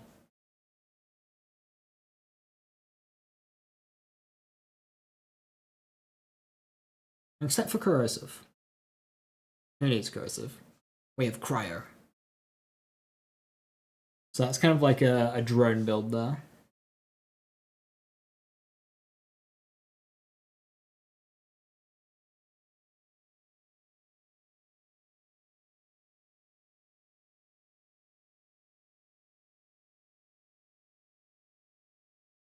Will Tediore chuck drone... Will it count Tediore chuck drones? I have a hard doubt, because these skills specifically say, like, forging drones. Yeah, it specifically says Forge drones on Masterpiece here, so I doubt it.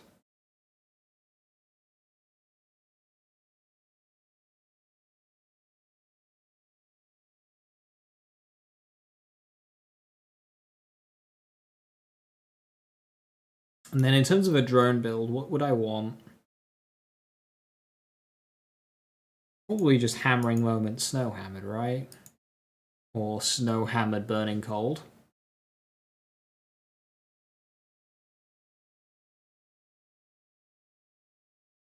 Ooh. Is Snow Hammered... Does it require you to have Hammering Moment? Because if I go Burning Cold, technically I'm using axes. But Snow Hammered very specifically says hammers. So I think if I want Snow Hammered, I need Hammering Moment.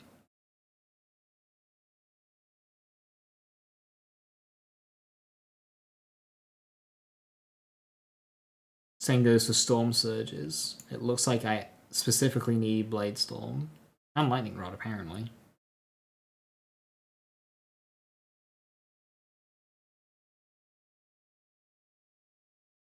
So that's different, Rohith. They deal spell damage, but they're not spells.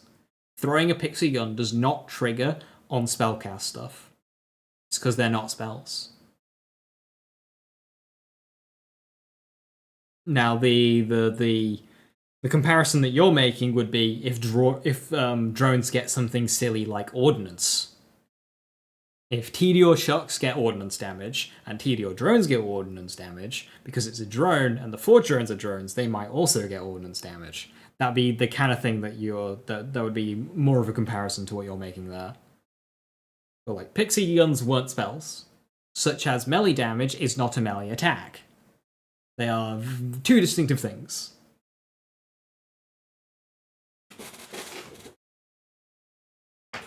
But I get what you're saying. Borderlands forget. Pixie guns were an abomination. That's exactly what they were.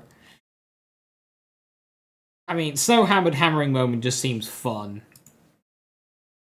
Yeah, I don't think I go Burning Cold here. I think I go Blade Storm or... Oh, it's just gotta be Hammer, isn't it?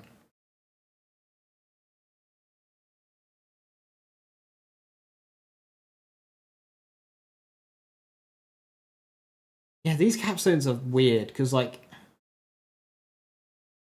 How do these two augments work, then? Because that one very specifically says blades. That one says throw your twin forged hammers. But the base one is an axe, and you only get a hammer with this. So yeah, I'll have to see how that works in-game.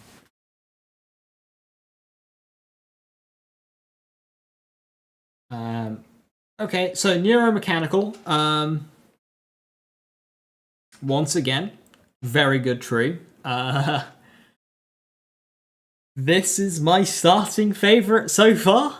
And just in general, in terms of any Aiman build that I would put together, this initial trunk... Why do I wish the trees were inverted, so you had the trunk at the bottom and the branches at the top? Like, all these trees are upside down. I know that's not how I know Borderlands, you always start at the top and you go to the bottom. But, like, if this is a tree, this is the trunk and these are the branches, it needs to go the other way around. It's upside down.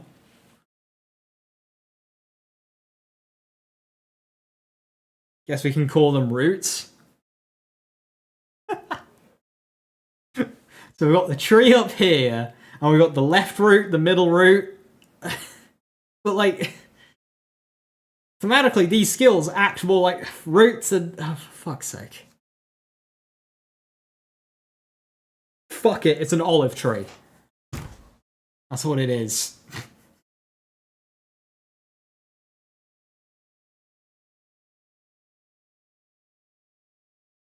I wish the branches had names so we don't have to call them left, middle, and right.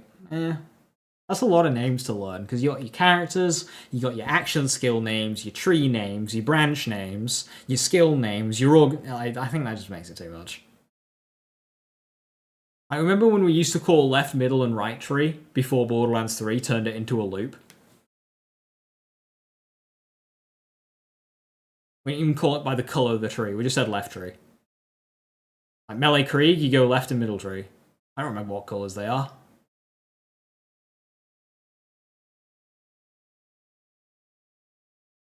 Let alone the fucking names.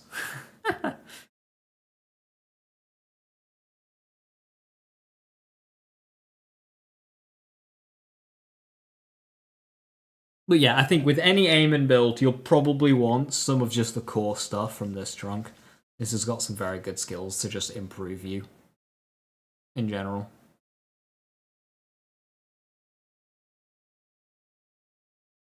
Every DD Master's worst nightmare.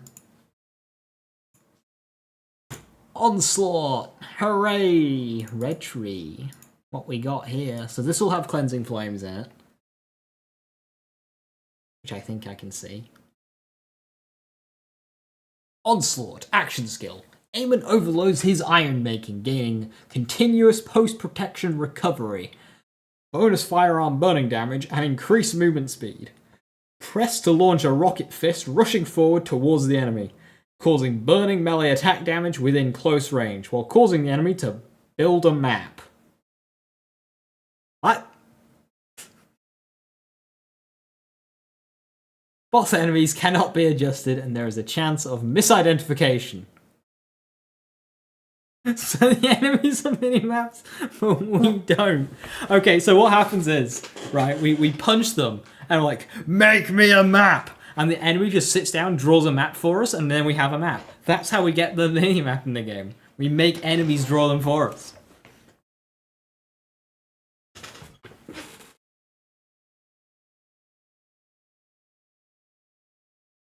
And boss enemies cannot be adjusted, causing burning melee action within close range and causing the enemy to... I think the words build a map and the bosses cannot be adjusted are like tied here. I think whatever effect that's supposed to be, you can't do it to bosses. And there is a chance of misidentification. What the fuck does that mean? So like you hit a bot, you hit something, and it's just like, are you a boss? I don't know.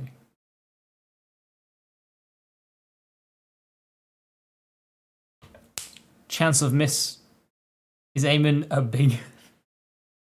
a chance of misidentification. You know what this actually means? He might misidentify friend and foe. So there is a chance he just smacks himself in the fucking face. It silenced the voices.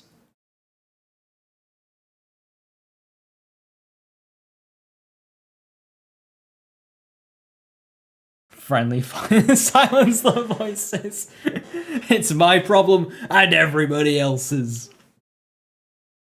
239 damage, shield restore 10%, bonus burn damage 25%. Is that a bonus element? Yes, it is. Movement speed 30%, duration 18 seconds, and a cooldown time of 50 seconds.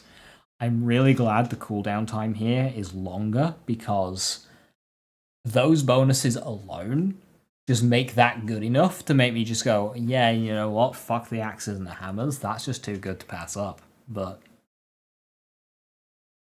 with like a 20% uptime, I can live without. You can still shoot? I would hope so. It's giving me bonus firearm burning damage. It would be pretty fucking disastrous if I couldn't use my guns to benefit from the bonus firearm burning damage.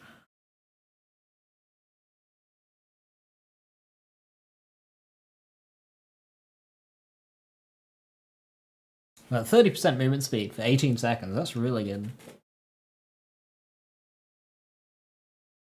Tier 1, Driving Force. Kill skill. Increases aim and shield recovery and movement speed for a period of time. 5% shield recovery rate per stack. 3% movement speed per pack. Words, hard. 15 second duration, 3 stacks. Cool, long duration, I like it. 45% shield recharge rate and 27% movement speed. 3-point skill.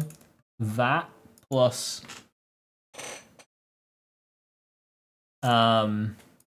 real excitement. That's really cozy. Burning Heart increases Aiman's burning damage.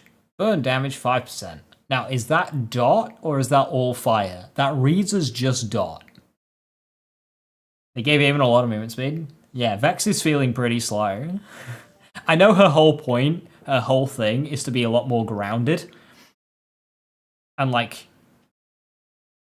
almost like the tank. Like, she's grounded, stuff can't really touch her. She's not flying around the arena or anything. She's just cool, she's chilling, she's got her army of minions. Speed Rafa builds when Aiman uses 2 skills. I mean, Rafa's got shit like that as well. You get like 50% movement speed out the gate with Rafa. Aiman gains melee critical strike chance, 5% per point, up to 25%. Cool. Heavy plate armor increases maximum shield and maximum super shield. Ooh, that's quite good if you're doing that kind of thing.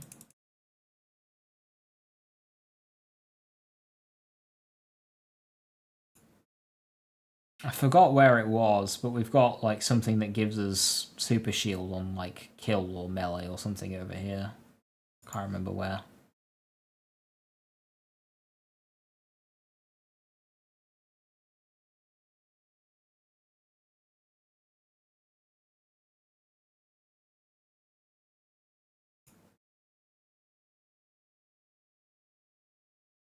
Don't make it gameplay correct. Well, that's kind of why I'm excited for the incarnate tree. Because that's the Vex is a badass tree.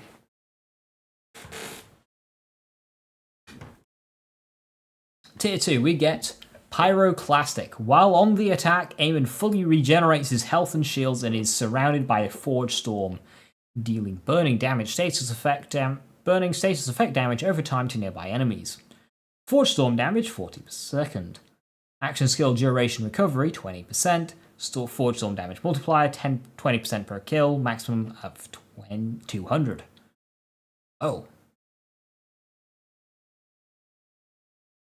While we are on the attack, I'm guessing that just means while action skill is active. So 20% per kill, so that goes from 40, 48, 56, 64, up to 120.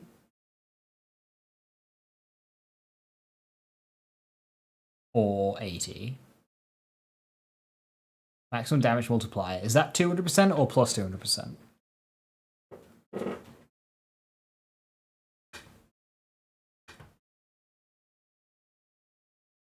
Make it stronger? Yeah, basically. Thermal Diffusion. Rocket Fist now has 2 modes, increasing its radius and dealing bonus damage based on our maximum shield capacity. Maximum shield capacity, not current shield capacity. Press Rocket Fist will deal freezing melee attack damage at double the radius. 20% of shield capacity. Bonus damage 20% of shield capacity. So does that take the flat number, or how does that one work?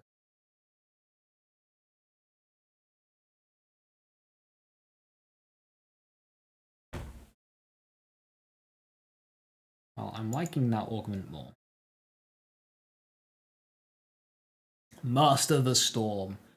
Increases Aiman's status effect and duration. 5 and 5. Cool.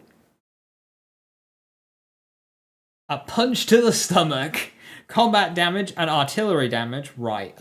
Ordnance, and I don't know what combat is. Maybe guns? I don't know. Maybe melee, actually. Wait. It's a picture of a gun. Oh, that could be a launcher, though. No, that's a launcher. And a grenade. And a fist. I think that's a fist. Combat is melee. Melee and ordnance have a chance to inflict weakness on the enemy for a period of time. Weakened enemies deal reduced damage and take more damage. Weaknesses are affected by status effect duration and considered status effects. Oh, okay. So Master of the Storm applies to this. That's cool. I like that a lot. So Ordnance has a 10% chance to apply this. Melee has a 20% chance to apply this. 3 stacks, so that's 1630. And damage caused by enemies minus 40%. In terms of take more damage, we don't have a percentage for that. Could be 40 still. That's a skill debuff, so that'll be really, really good for the damage roll. That's just a good skill, I think. Titanium Alloy Trigger Finger. Increases melee damage and skill damage. Now, the skills are melee damage, so that's just a really good skill. Steel Forging. After Aiman activates the Forging skill, he'll be temporarily immune to all damage for 6 seconds. Cool. I don't think I take this, but cool. It's a 1 out of 1, so you like Kaname as well. Bulletstorm. You know what? I want to play Bulletstorm.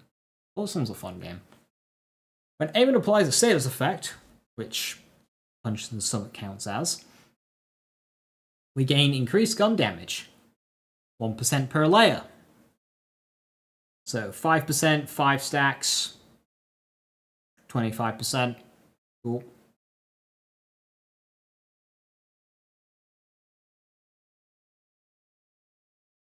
When Aiman causes gun damage, his active action skill cooldown rate is increased. 20 stacks points, so 2.5% cooldown rate. 20 stacks, 100% cooldown rate. Oh, right. So, as long as you're shooting, our onslaught goes from 50 seconds to 25 seconds, which makes our onslaught duration of 18 seconds much cozier.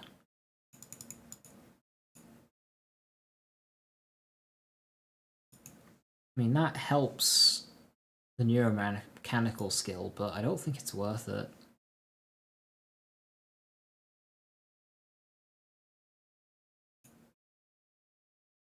Cooldown 70% on the shield. That'd be worth it for the shield.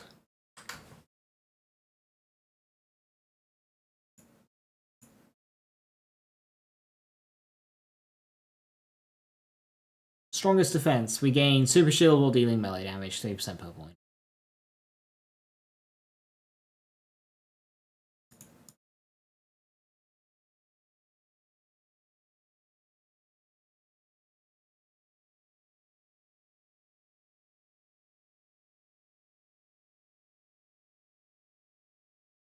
That unlocks our branches, so left branch first, Fallen Frost. Press it immediately after launching Rocket Fist, and Aiman will use a follow-up attack, causing a large area of freezing melee attack damage in front of Aiman. Non-boss enemies with less than 25% total health will be killed immediately! 491. It's a Feral Surge. Cool. Tragically, like, this action skill Fist is still more of like an opener and a gap closer. So it's quite awkwardly placed, but the fact that it's an additional effect rather than the core of it is a much improvement. So yeah, that's cool and it's satisfying. And it's the follow-up as well, actually, so I'm guessing this can hit, and then this hits, and it does a lot more damage than the initial hit as well. 239 to 491.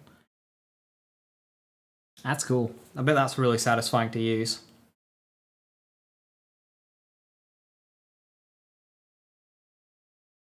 Violent. When Aiman activates the forging skill, he will enter a frenzy state for a period of time, gaining immunity to frostbite and slow damage, while his gun damage and melee damage gain damage. 6% per point, 15 seconds. Oh, that's so good.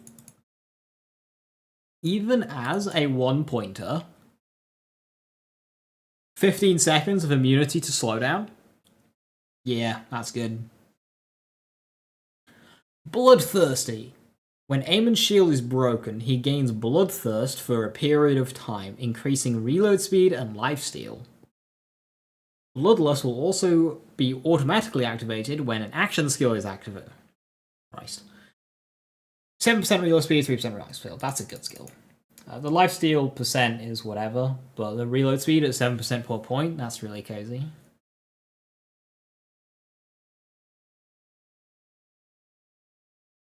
And, like with Rafa, we don't have to use Onslaught, we can use the thrown axe for the shorter cooldown to improve the duration. If you do hammer throw, pick it up, 10-second cooldown, that's got an 8-second duration.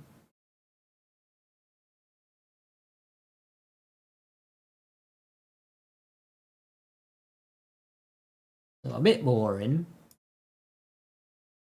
with the lifesteal, but good skill. Only Blood Red. Kill skill. When Aiman kills an enemy while in a frenzy, the duration of the frenzy will be partially restored and the bonus frost damage will be increased. Bonus recovery plus 3 duration recovery plus 3 seconds. Okay, yeah, I see. Bonus damage 20% per kill, maximum bonus, right. Wow, plus 200%. Wow, that's cool.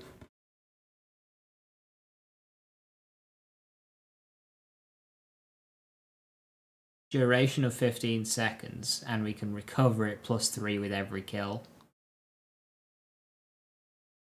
I don't know what the cooldown of the forging skills are, but again, if you use the axes for reduced base cooldown, that might be really good. Frost breaks. When Aiman's shield is broken, it partially restores its shields and detonates, dealing cryo damage to all nearby enemies. 135. That's just an overshield with a 45-second cooldown. Yay. Forging skills in Red Tree are 90 seconds. Can I equip a Green Tree action skill whilst doing this, though? Because, like, presumably the Green Tree ones are a lower cooldown. Tried AT Ooth for a while or so. Got close so many times, but ain't got him yet. Now you need to make dinner. Oh no. So go eat. Come back stronger. The types of the action skill you have equipped. Yes, that I gathered that. I'm asking, what if you have the action skill of Green Tree, though? What is the cooldown of that one?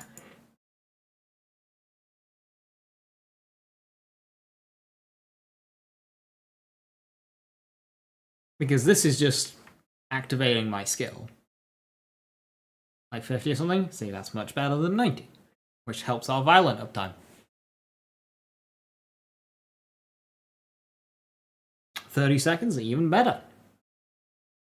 So duration of 15 seconds. You get 5 kills. That's 100% uptime on only Blood Red and Violent.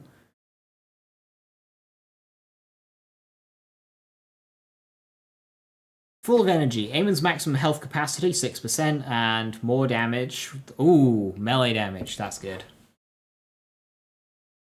Death Touch. When Aiman causes melee damage, there is a chance of activating a kill skill.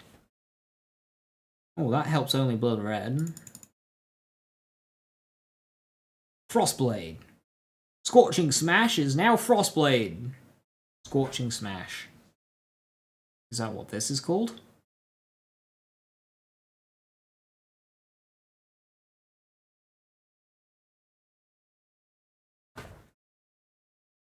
Hold F to swing a giant forged axe, sending a wave of forging that deals icy melee damage and freezes the enemies it passes through. Enemies killed by Frostblade will now explode! Wow.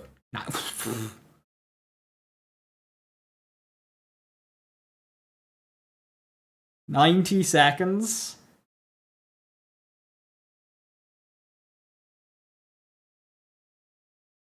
Is the Cleansing Flame skill. Is that what has a 90-second cooldown?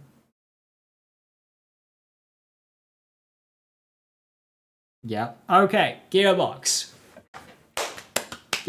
Right, okay. Just because a skill has a higher base damage does not mean it needs a higher cooldown. We've been over this.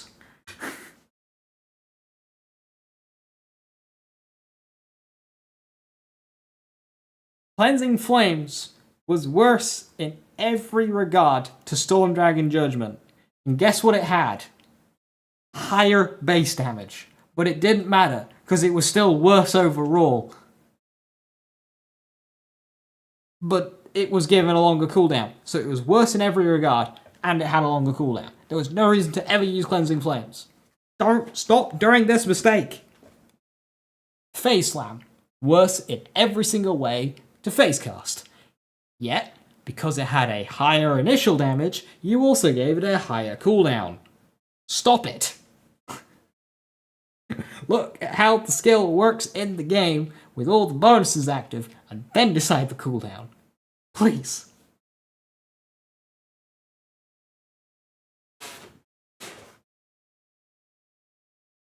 Anyway, Frostblade's cool as fuck. Never gonna use it.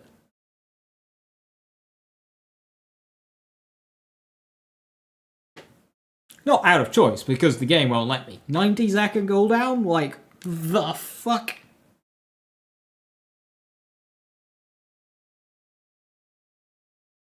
I'd rather it be a bit weaker, and I get to actually use it more. Or just like, don't make the cooldown 90 seconds.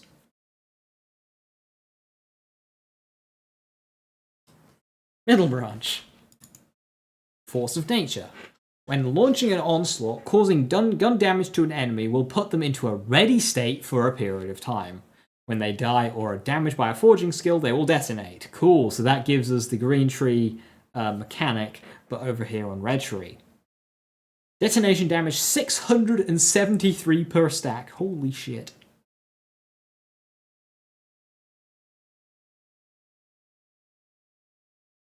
Anytime you use your action skill, hide in a corner, explain your build for 90 seconds, then you're good. Hell yeah. Into battle. Aiman's damage dealt and damage reduction increase based on the distance from the enemy. The closer the enemy, the higher the bonus. It's personal space. Nice. Cool. I like that a lot. 14%. They make the damage reduction a high value here. That is a very good choice. Make defense skills look overpowered because they're almost never worth taking otherwise. They need to be OP. Burn the barrier. The higher our shield value is, the higher the fire rate is. Oh, okay. That gives us a very valid reason to go into overshields, but 3% at full power, will be better. Omen, kill skill, increases Aiman's melee damage and shield capacity for a period of time. Cool. 5% per stack, 5 stacks, 25%, cool. Rearm. When we use a melee attack to cause damage, some of our current gun ammo will be replenished.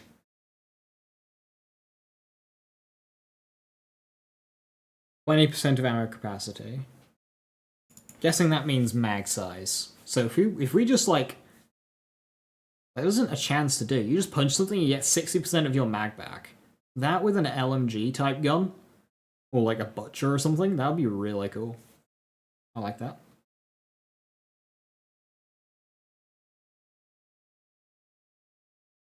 Yeah, I've not really lent into melee to get here, so that's cool. Gun critical hits have a chance to inflict weakness on enemies for a period of time. How does this one do it? Melee and ordnance damage does it. So this one gives us it on gun crits. And it gives us a percentage on how much extra damage enemies take with weakness. Cool. 24% application rate on a crit. That's really good. Weakened enemies deal reduced damage, take more, so they deal 40% less. That combined with into battle, ooh, that's good. And they take 20% more? Yeah, that's really good. That kind of reminds me of the day skill that Lilith had in BL1. Aiman doesn't seem nearly as full melee as people want him to be. Can't wait for people to only think of him as such. Oh, it's gonna happen. We're gonna get cryo melee Aiman. And the same thing with cryo is yeah, they see cryo theme and go right all in on cryo. When no, that's cool thematically, but power wise, no, don't do that.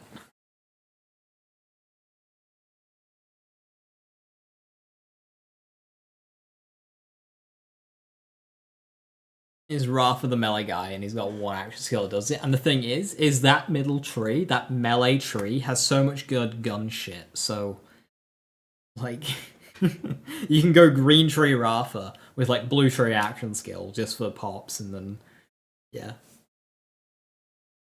Right, and this gives us rushing lava, scorching smashes radius. Okay, so this is the same, yeah.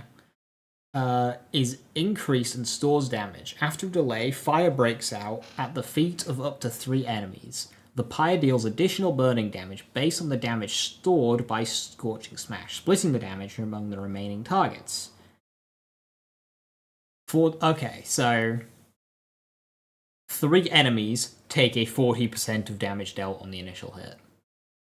Now, considering this is a skill with a radius, if I hit like 10 enemies, will the damage stored be the cumulative of those 10 hits?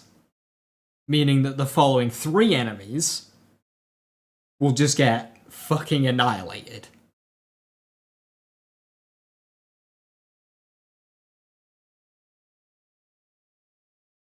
Alright, Rohith, have a good one. Thank you very much for stopping by.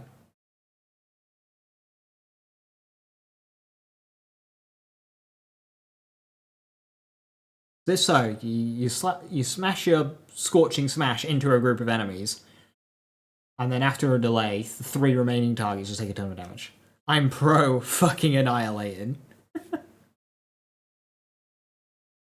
Deadly Flare. When Aiman kills a weakened enemy, the enemy will explode, dealing burning melee damage to nearby enemies. 5-second cooldown? Abso-fucking-lutely, we'll have that.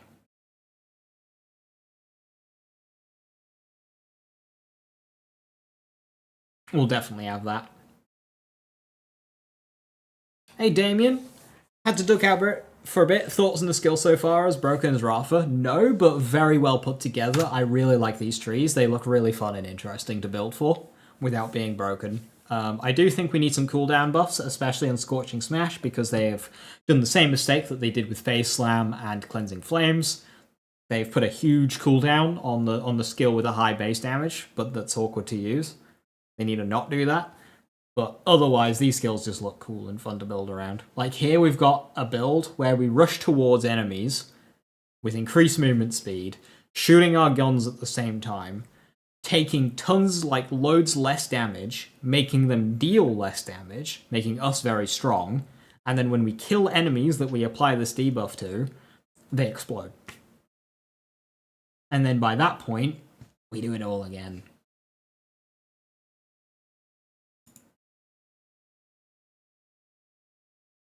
All of the capstones are to do with Scorching Smash as well.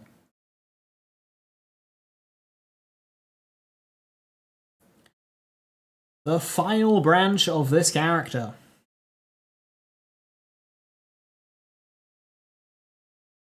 It's locked to melee. Yeah. Explosive Fist of Rage. When launching a fierce attack, the effect rate of Aiman's statuses is increased. Lightning Wave 190, cool. And it makes our status effect rate plus 30%. And that applies to Crippling Blow.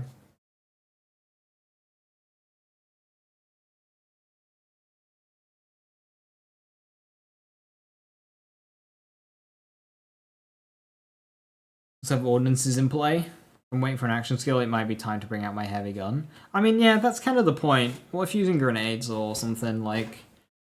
Yeah, they want you to do kind of like a rotation. They want hybrid playstyles. But the issue with that is if everything's a hybrid playstyle, that means everything plays the same. In Borderlands 3, you would have a very dedicated grenade build where you don't melee, you don't shoot guns, you just throw your grenades. Same goes for guns, same goes for, action skills, same goes for melee. You could have very dedicated builds. This game really wants you to push into the, you just do everything.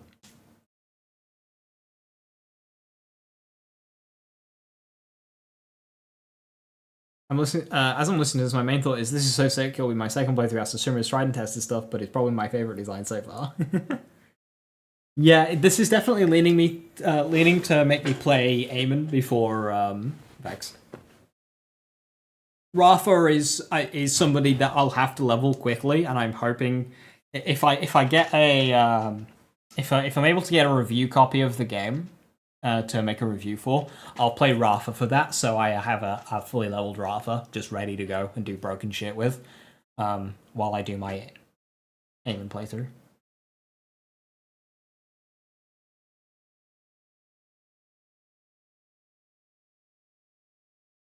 Aiman will be your... Okay, now I understand the video. Right, Catastrophe. When Aiman applies an electric shock to the enemy, its critical hit rate is increased for a period of time. When we apply Burn to an enemy, critical hit damage is increased for a period of time. Both can be stacked independently. 2% per layer, so that's 10% maxed out, doesn't give us a stat cap. Hey Arby, not on BL4, no. We're doing a deep dive on the skill tree. I'm going with Peacebreakers in the first run, so you can focus on new gun and ordnance stuff for generally getting to know the game. 44 days. 44 days. Dragon's Breath. When Aiman activates his gun. Amazing wording. His next gun bullet is Okay, I want to say this is when we reload our gun, our next bullet is converted into incendiary damage, staggering enemies and increasing damage dealt. Boss enemies cannot be staggered, but villain enemies have a chance to be staggered. This is either on reload or on weapon swap. Activates his gun. It could be on weapon swap. 100% damage maxed out. Yeah, I think that's just Cold Bore. I think we've got a weapon swap speed skill somewhere as well. Yeah, we've got Eternal, which is actually easier to reach if you've got 3 points in Real Excitement. So that gives you 35% weapon swap speed. 33% weapon swap speed, sorry. And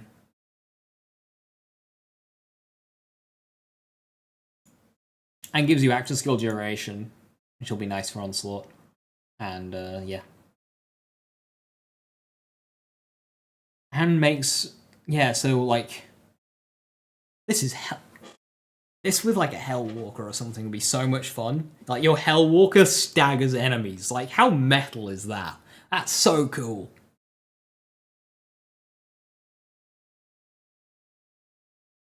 It's on ordnance use. Activate. Okay, guns are often... Yeah, so ordnance has been referred to as gun before. I've seen that on this tree, so... Our next ordnance... So that's very much like for rocket launchers. Okay. Less cool, but still cool.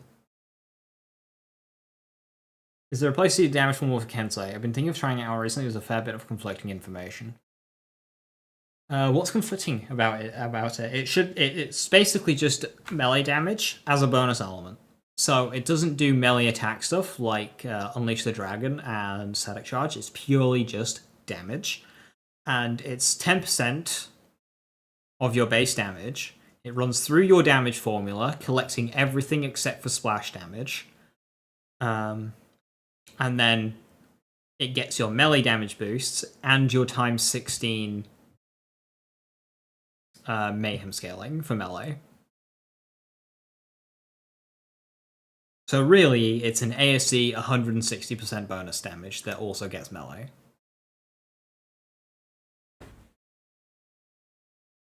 Trial. Aiman deals increased melee damage to enemies with less than 50% total health. Alright. Cool.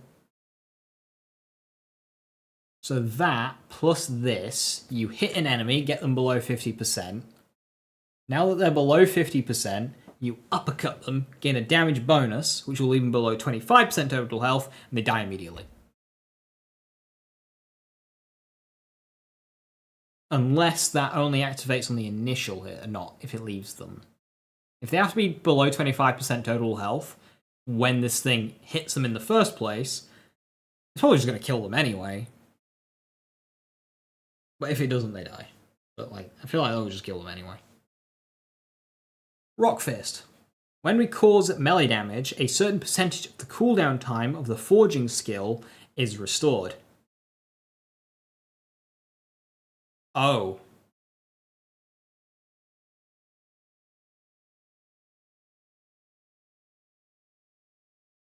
Causes melee damage. Melee attacks double this effect. And this is the difference between melee damage and melee attacks.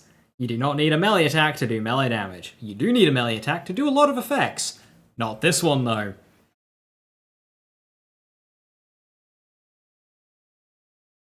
Is it bad that after seeing this, I want the face puncher back?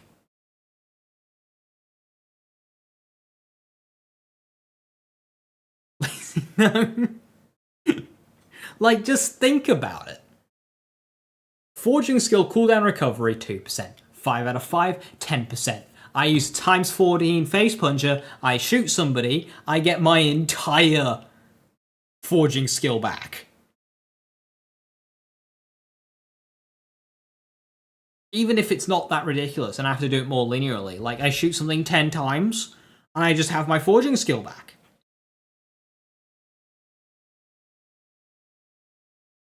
Also, once we get, you know, more skill points, drone tree, tempering fire alone, that's melee damage. Storm Dragon Judgment, that's 2 melee hits. 3 on... No, you can't do the force return, you have to actually just pick it up.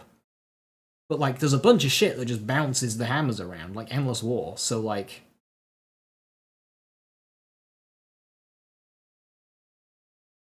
That'll be melee damage. Drones will be melee damage.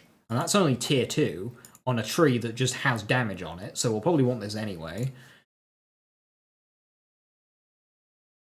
So if we go Trunk of Neuromechanical, grab some drones, like 1 point there, 1 point there. We might be able to actually use Frostblade and Rushing Lava and not shit amount of times with this.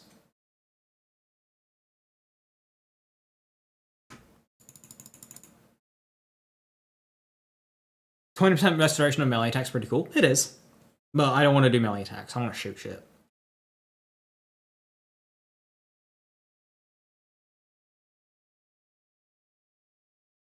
But yeah, basically, it's very clear in its wording here. Causes melee damage. Whenever we cause melee damage. So give us the melee gun and have fun. That will be a very good skill. What we don't know is if it'll have an internal cooldown. Which it should do. Because if it doesn't, then that's horrifying. That is genuinely horrifying. If we get Face Puncher back and that doesn't have an internal cooldown...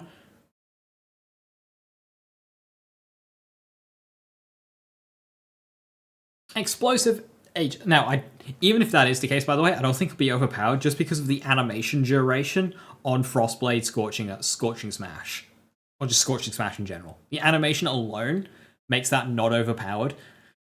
Like, I've said this before. Even if you make Cleansing Flames a 1 second cooldown, it's not OP. That's how ridiculous these long cooldowns are on some of these skills. And why they just don't need to be a long cooldown. Because even if you make the cooldown 1 second, it's still out-cleared by other shit, so... Then you could just use the Invul node and you have no damage 24/7.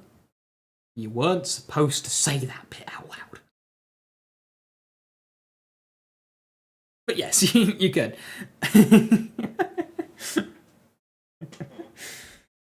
Anyway, Rockfist will allow you to get very good uptime on this. Yeah.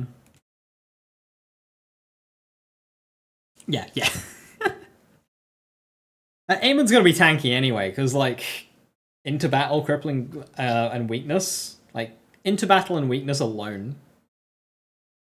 will just make you tanky. And then you've got things like heavy plate armor and...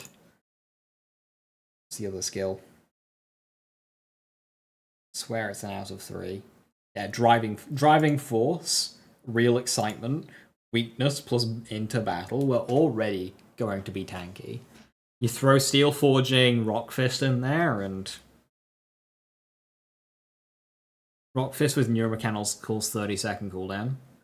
It's percentage based, so it really, like, yes, anytime Rock Fist isn't being activated, our forging skill will be cooling down 3 times faster. But if Rock Fist is accounting for the majority of your cooldown, then you can use Scorching Smash.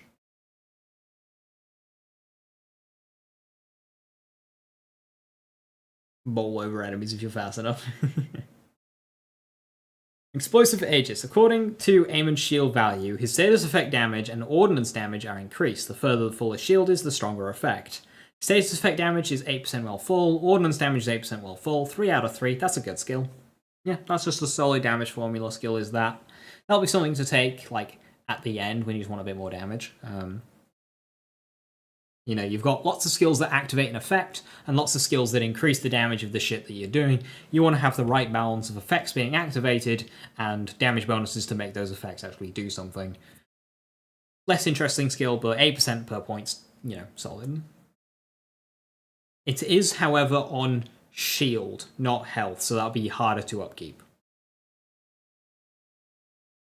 Electronic Flame. When Aiman burns his enemies, he also electrocutes them. When Aiman electrocutes an enemy, it also burns them. Catastrophe, or you just kind of get both. So that's good. 1 pointer, it's worth it.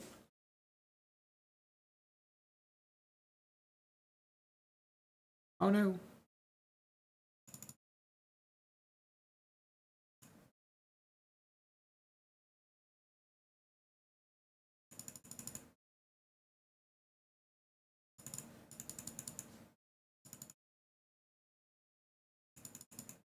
There you go.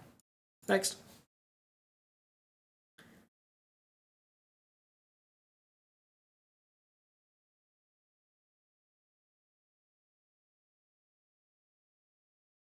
Storm Guillotine. Scorching Smash is now Storm Guillotine. Hold F to swing the giant forged sword, launching a forged wave that hits all enemies it passes through. Deals electric melee damage. Each time you hit an enemy, you recover the action skill cooldown and active skill duration.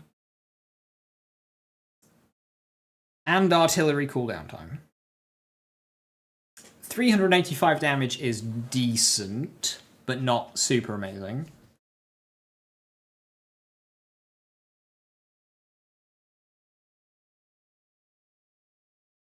And it gives us 20% on the cooldowns.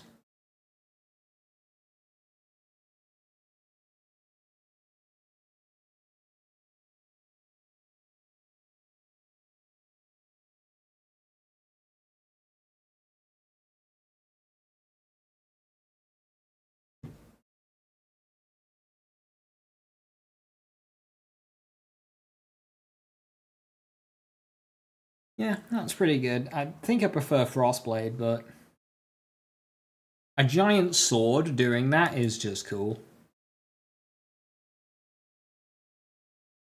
I think I prefer this one here because it gives a status effect rate, which is good for Catastrophe and it's good for Crippling Blow. I could go for uptime there and weapon swap speed, but with 7 extra points, I think I want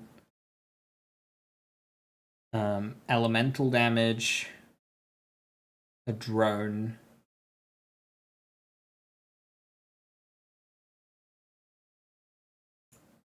final point of impulse.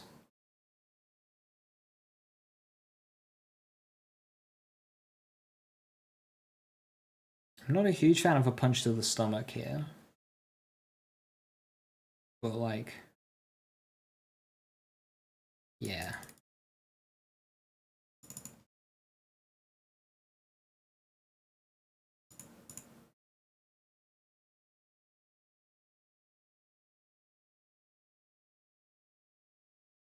You like Force of Nature, stack the explosions, then one punch, or the forging skill will blow it up. Force of Nature.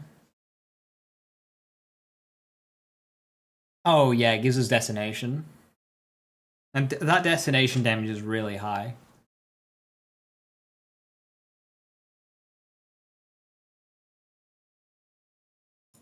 Rushing Lava's probably better. But both are good.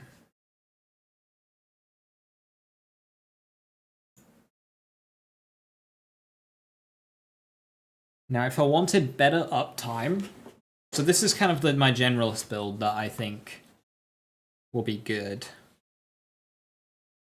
Not too keen on Rock Fist here, to be honest. Take that out. That gives me a bunch more skill points.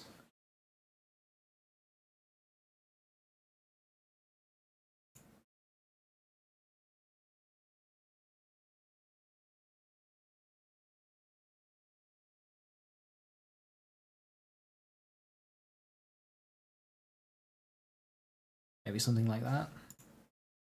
We don't need that anymore.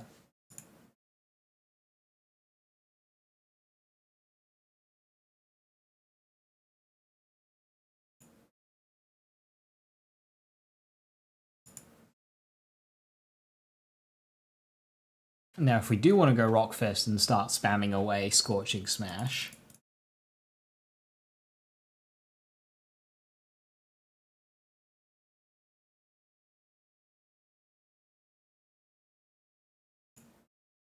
Storm Guillotine, get some drones in, Forge skill damage because we're boosting it up, extra drone.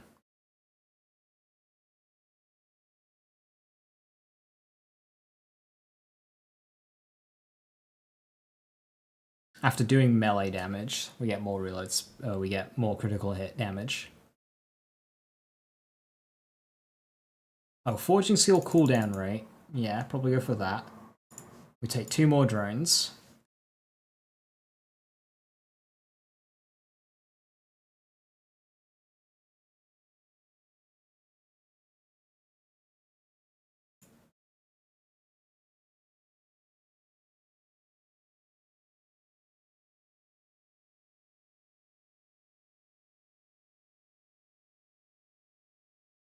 And this lets us spam Storm Guillotine.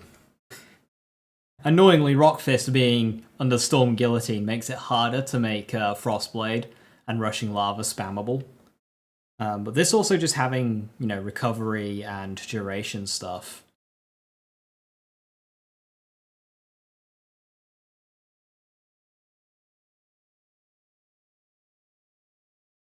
Just makes it everything even more spammable. Yeah, so that'd be kind of what we go for in terms of if we want to have big hits. I think I prefer the Crippling Blow, Deadly Flare loadout for general gameplay, but I think this one will be fun with Storm Guillotine. That should make it quite spammable with Cast Iron. I mean, 5% per point is big, restless energy, which I don't actually need. I could take those 5 points away, and it doesn't prevent me from... Whoopsie daisy, what have I done there?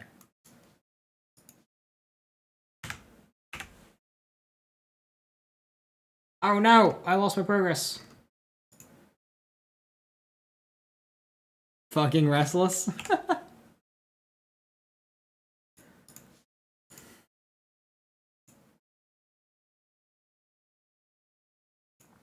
But it just kind of depends what, you know, skills we have.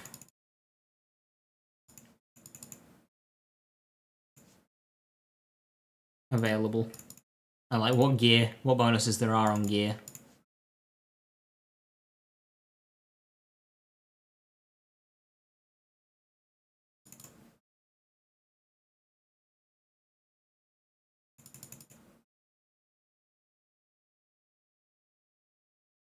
Melee critical strike chance, is that going to be like melee impacts or only melee attacks? Because I'm not doing melee attacks here.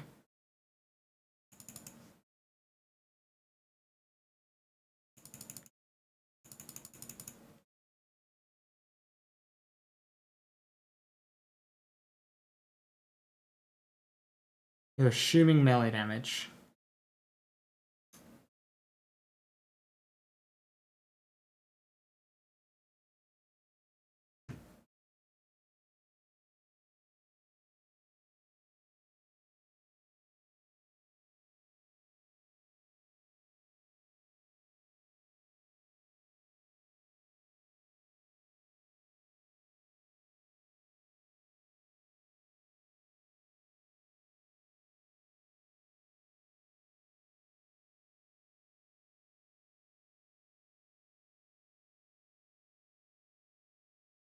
Because if so, that might be worth putting points into Chaos and skipping heavy plate armor, because, yeah. This is a bit flimsier in terms of, like, defense, but we still have driving force and real excitement to keep me alive.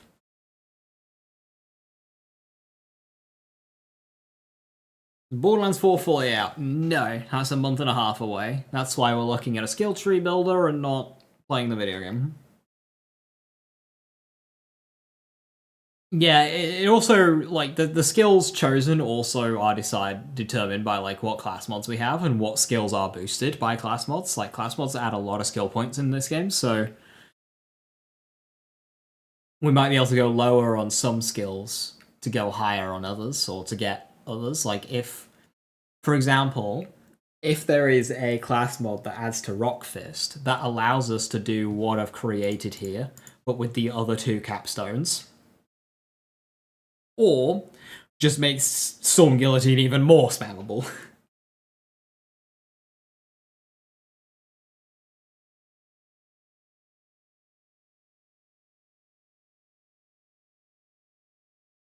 But yeah, I like this one. We've got 1, 2, 3, 4 drones flying around to trigger Rock Fist. Like, I don't know how often these drones will be hitting enemies. But if 4 drones is giving us 1 hit every second, then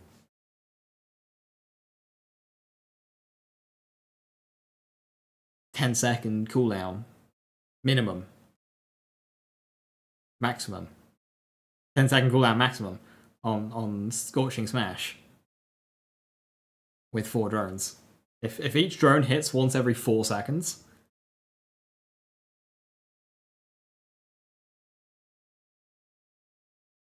Blue Tree Right will make a big effect.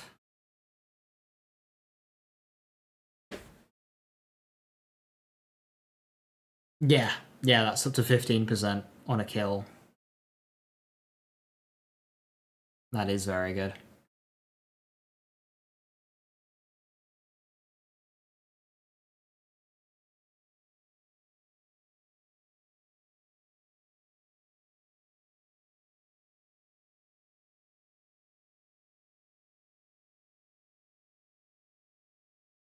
Yeah, Glacier Mania is really good.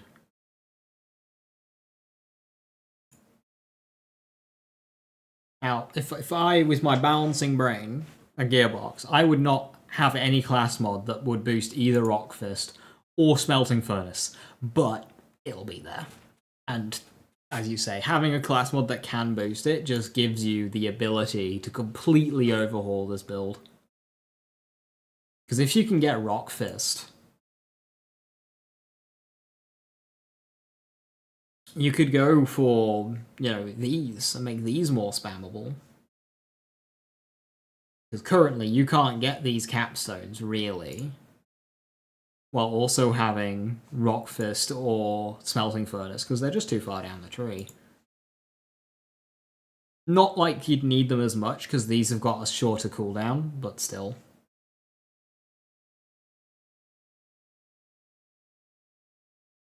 Trial. 7% enemies with less than 50% HP. That just doesn't feel worth it.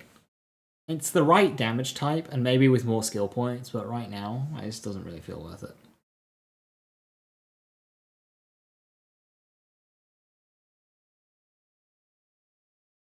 Impulse seems pretty necessary on this tree.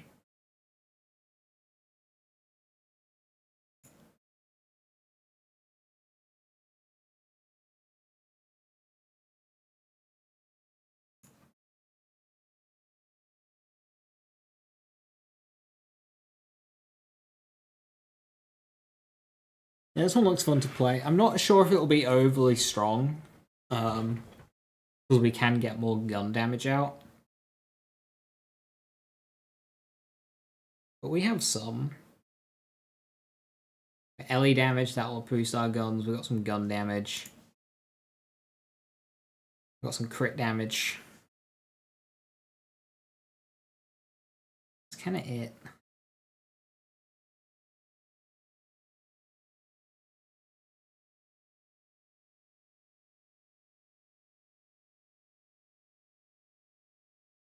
Whereas if we went middle tree, we could get damage caused and weakness.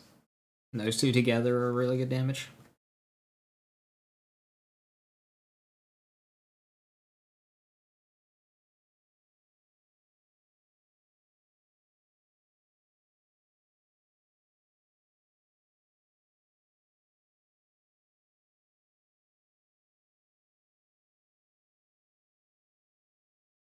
Yeah, Aiman looks really fun. Like,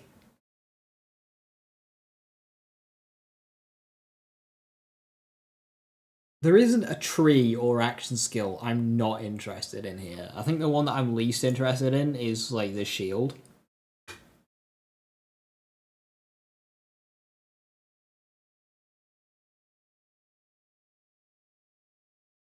But even the spear is kind of cool.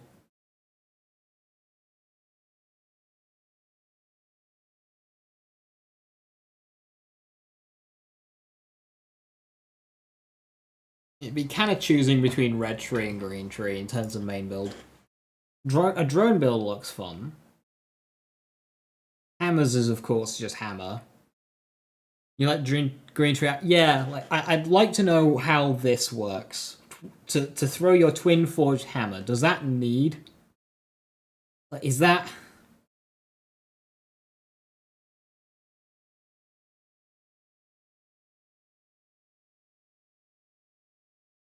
Is that the forge skill or the action skill?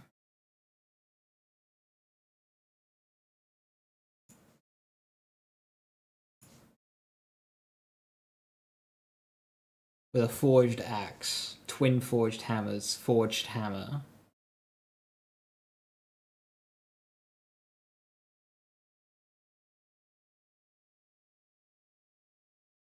Yeah. I'd like to know a bit more about how these forge skills work, since this is a little bit limited on information. All capstones are forge skill. Is that consistent across the whole thing? So, like, boomerangs are a forge skill? Okay. So, that means we can have burning cold and snow hammered. But that won't apply to it. Okay. Right, I see. That is good information. Thank you.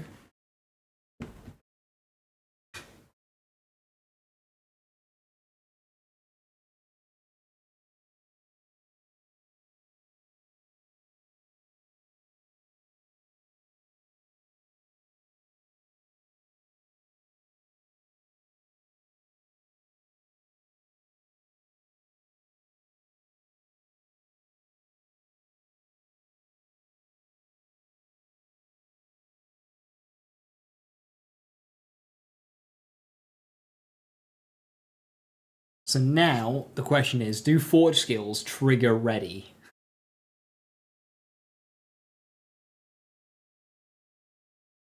Because if they do,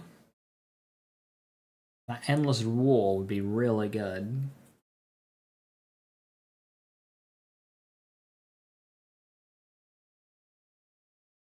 That Glacier Mania looks really cool. Storm Spear and Glacier Mania.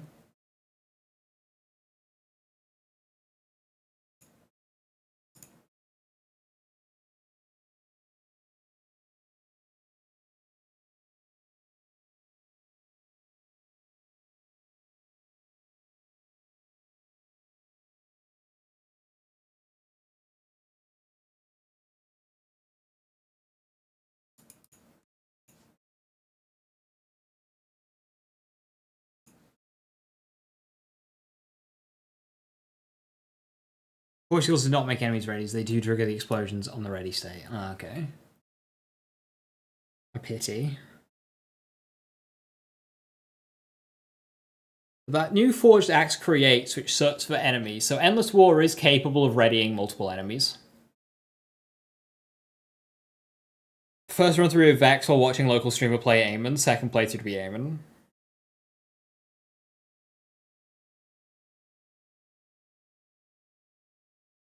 I don't know how to save a build on this.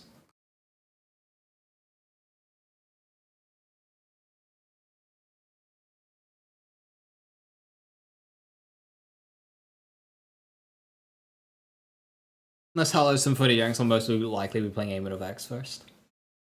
Yeah, we don't know much about Harlow. You have to make an account at top right. Oh, fuck that. Okay, so if I was to play Vex...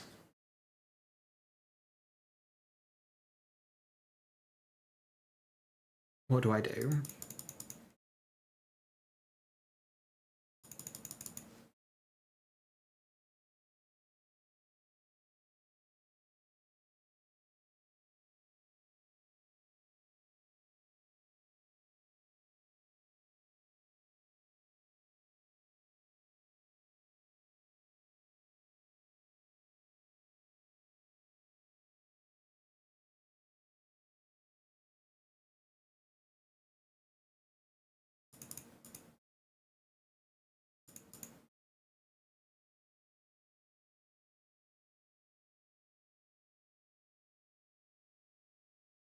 Elder Effects, Green Aiman, Melee Rafa, whatever Harlow.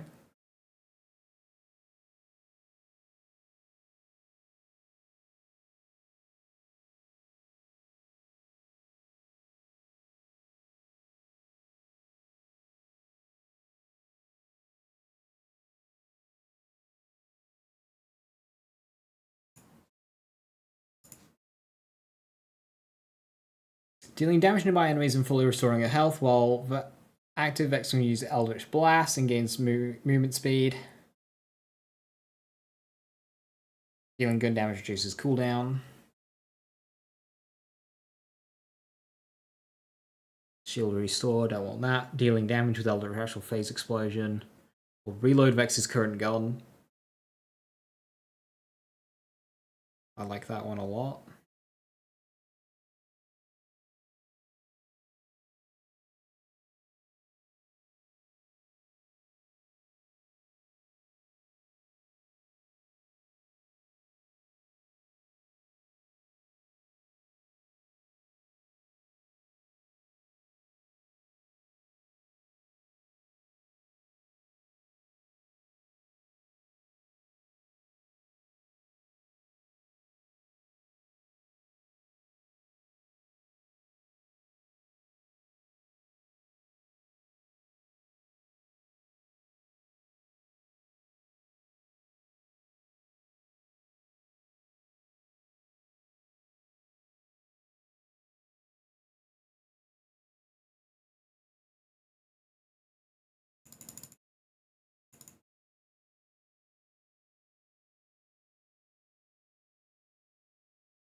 Hey, it's Guardian Angel.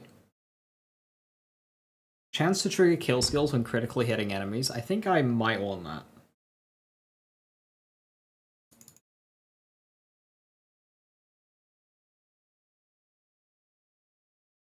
Gives me vibe check. Ah, we've got some weapon swap speed, but it's only 33%, which is kind of shit. It does go to 66 though, which is helpful.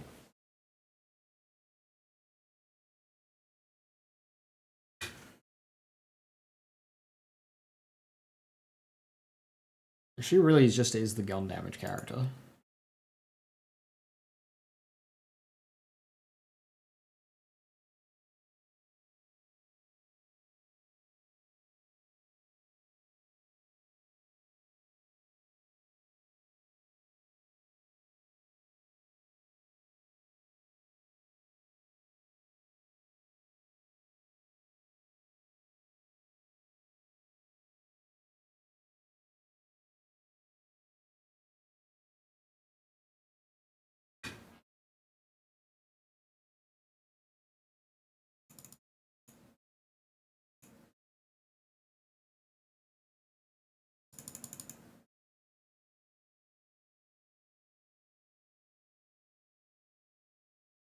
So that's a kill skill, but it doesn't say a stack amount, whereas this one, kill skills gain max stacks. So would this allow Sanguine Fiends to give us, you know, stacks?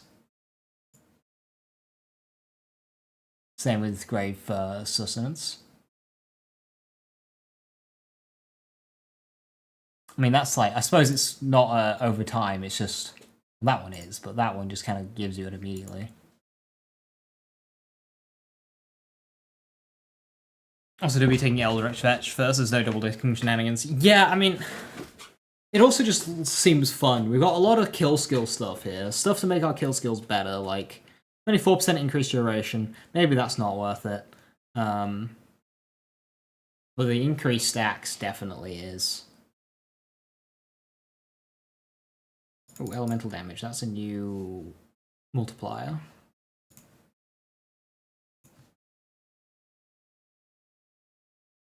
That's my only skill damage.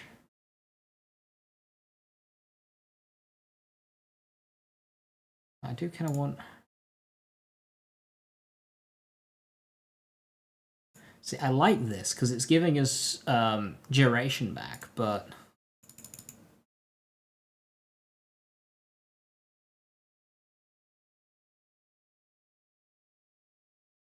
I do think more LE damage is good. That's going to be 4% per stack.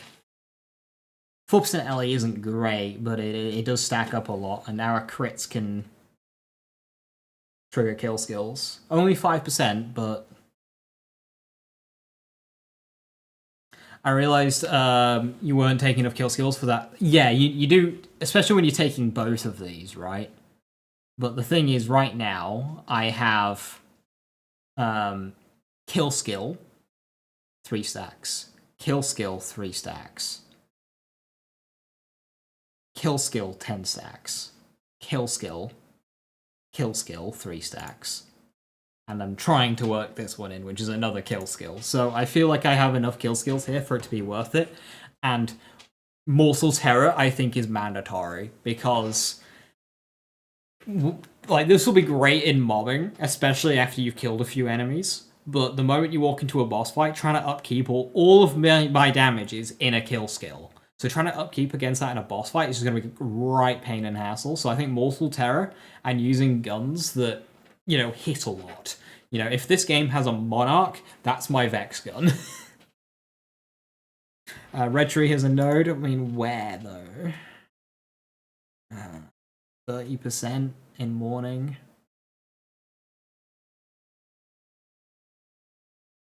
Might be... See, the problem with this one is I lose skill damage, which is annoying.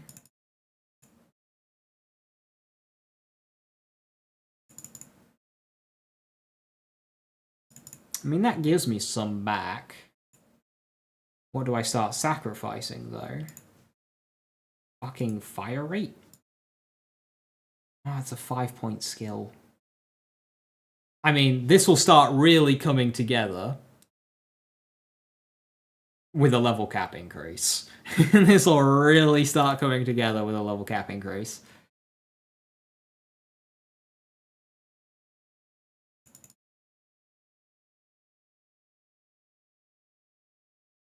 I mean, that's a kill skill. I'm sacrificing a kill skill to make the rest stronger, which it might...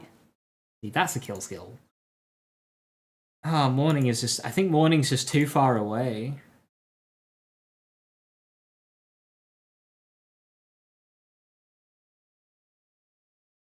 No, that's way too good.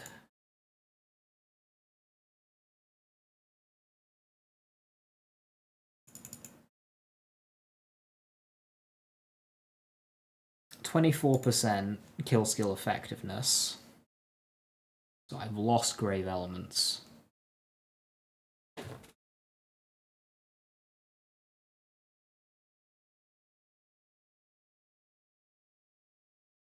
What skill are we taking in Blue Tree? It's Grave Assault. 1.5% per stack. Like 3 stacks. That's per point as well, so you're looking at 7.5% fire rate, 21. With 6 stacks, it's 42% fire rate. Like, at 5 out of 5, 7.5%. Yeah.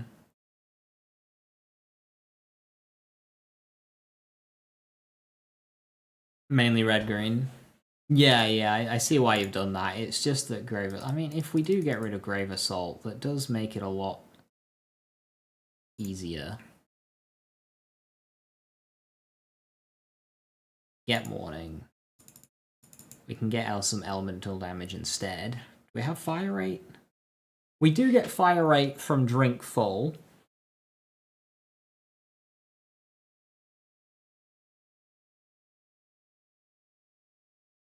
Which is 30% fire rate. Maxed out. It's not a kill skill though. What else can we get here? 3% crit damage per point. We can get another kill skill. But it's only minions, that one. That's an achievement, don't care. On ordnance activation, we gain increased fire rate. No. 4% LE? No.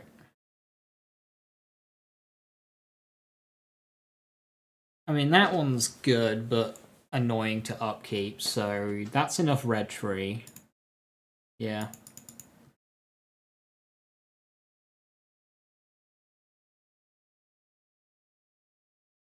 Yeah, it'll start really... There's a lot of power here for when level caps come in, but...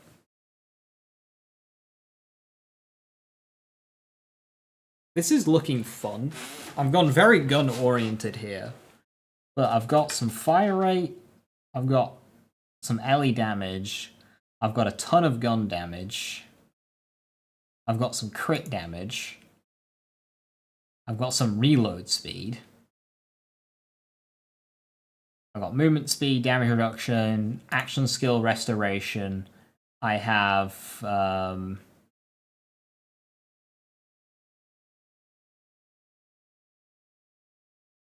more gun damage here. And if the action skill is active, we've got movement speed and free gun reloads.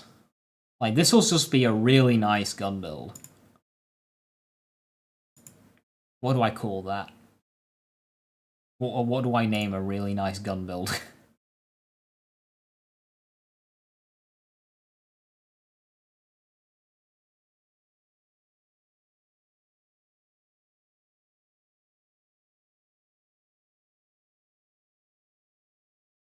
Material components.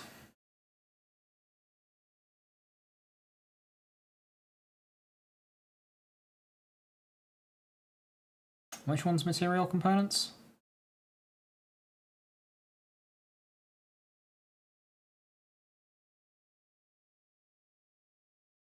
Got a different tree.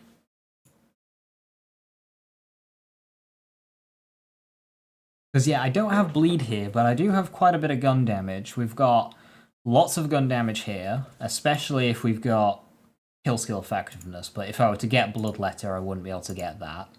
Which might be worth going for, to be honest. Gun critical hits, like, I've got Mortal Terror going. It's just below Bloodletter. Oh, right, okay. It's kinetic damage. I mean, that does increase bleed, but that's not something I'm entirely going for. Because the problem with kinetic damage is you're sacrificing a damage multiplier that you would get from doing like Fire and Flesh, Shock versus Shield, Corrosive versus Armor. So that's why I'm not really super leaning into kinetic damage here.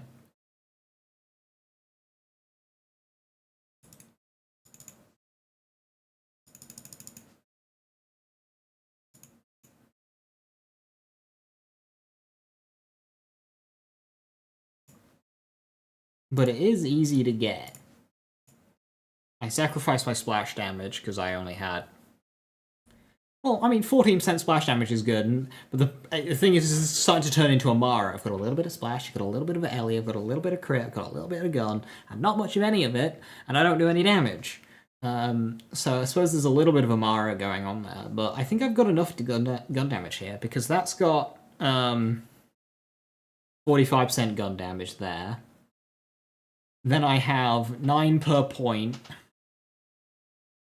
Oh, no, wait. 18? Wait, so I've got 15% gun damage. 3 stacks is 45%. which is 9 per point. But because I have 3 extra stacks, that goes to 6 stacks. So that's 90% gun damage. So I've got over 100 and some percent gun damage, which is a lot. Which makes Bloodletter decent. It just depends what the damage of that one. But because it's crits, and I'm focused on crits with Mortal Terror, and that's stackable, that should just be a no-brainer. And then once we get level cap bonuses, we max out Mourning, we get Grave Assault. I can throw in that.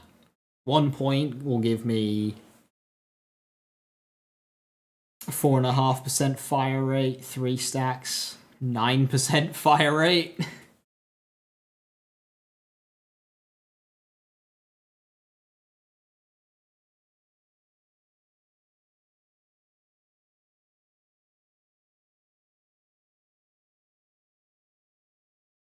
I could get rid of Grave Elements and go with more fire rate. I'm just trying to spread damage types here, but honestly, I think I'm allowed to do that. And more fire rate is more crits, more uptime on the rest of it, and more bleed. So I think that's probably worth it. Sacrifice the LE damage. It does make my damage formula a bit more linear though. Also maths between Grave Assault and Mourning. But I think at only 6%, Grave Assault will be worth more.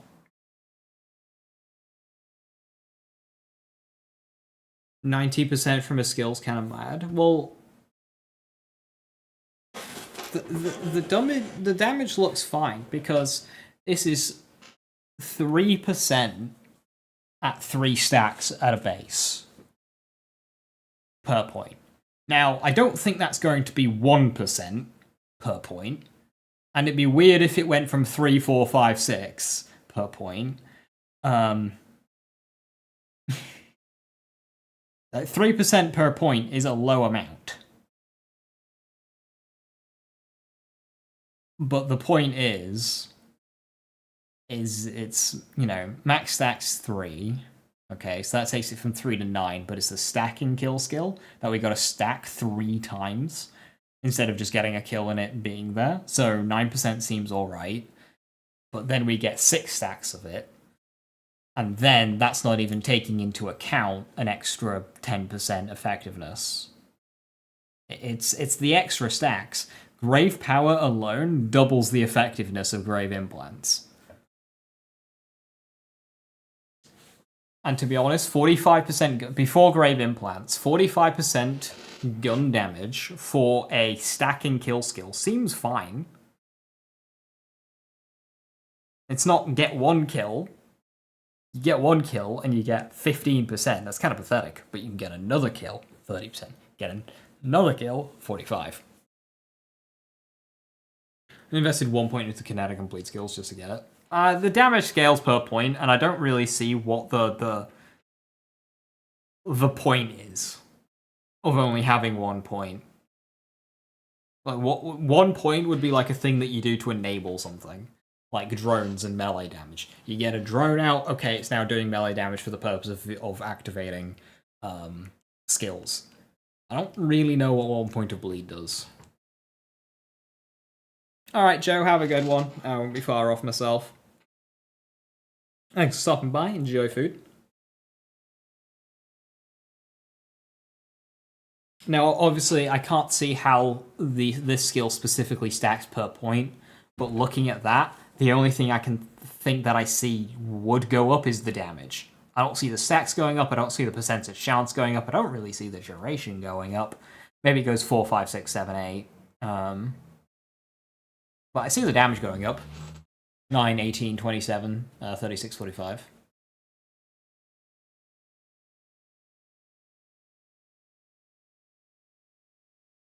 Now it says of gun damage per second. I don't really know what that means.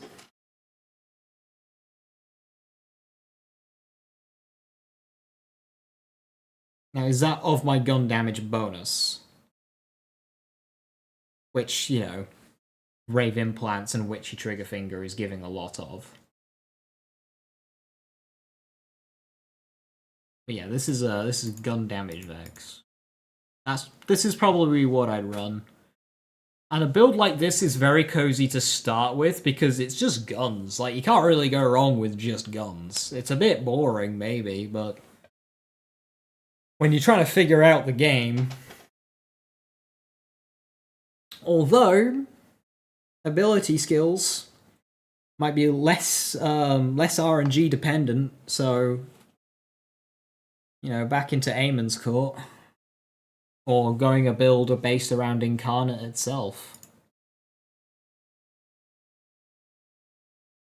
Which I don't really know how I'd approach.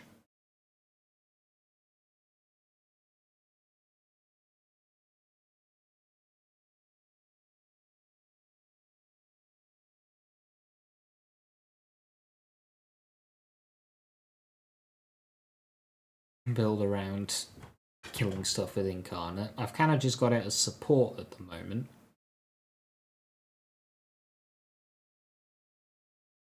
Grave Harvest, Soul Orb that deals status effect damage over time to nearby enemies.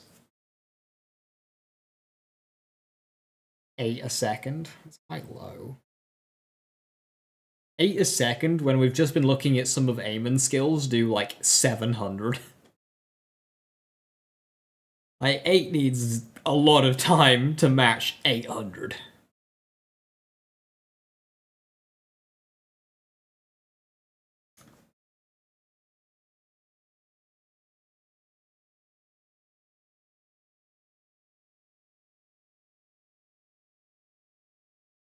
I think trying to make Incarnate itself do lots of damage will require a lot of testing and maths. Whereas with guns, we kind of already know where that's at.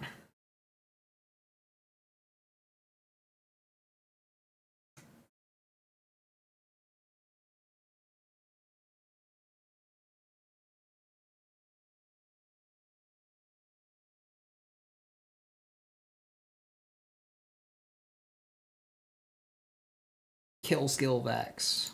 To be honest, in terms of making a build video on like an early build, you know, unlimited uptime, kill skill vex, that's like pretty easy to grab that. To grab that early. Especially since like these abilities that all these characters have got people so intrigued. I really do feel like ability builds, or builds focused around the abilities of the characters are taking everyone's attention. Like, people want to make trouble builds, they want to make ringer builds, they want to make incarnate builds, they want to make, you know, hammer builds, axe throwing builds, sword slashy builds, peacebreaker builds. Everything, every idea that people are talking about regarding, you know, playstyles, it's about the action skills. It's like people have forgotten that this is a gun game, by the way.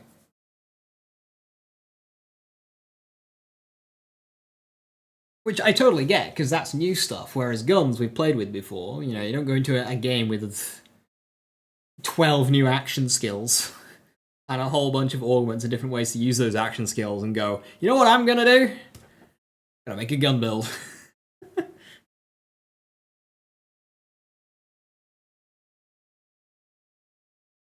You're definitely making a Peacebreaker build? Yeah, exactly. The Peacebreakers are interesting, so you're like, I want to make a build around the Peacebreaker action skill.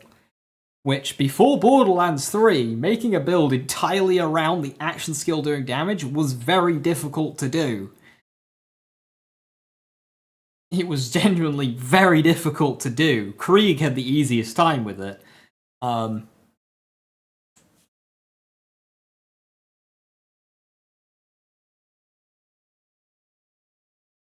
But yeah, this what I've created here is very, very gun building. Because I tried going skill damage here, and then like kill skill duration, but just don't have the points. I don't have lifesteal here. I could very easily sacrifice 1 point somewhere.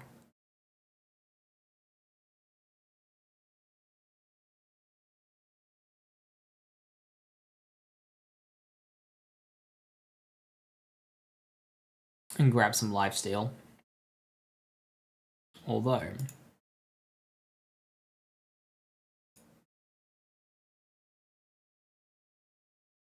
2% per stack. So that's 10. 60% crit. 60% crit. 90% gun damage. Like, that's already matching what my guns were doing on Aiman. Just these three. That's before we consider I've got making those skills themselves be a little bit improved. I do have some action skill damage there. I could get rid of that.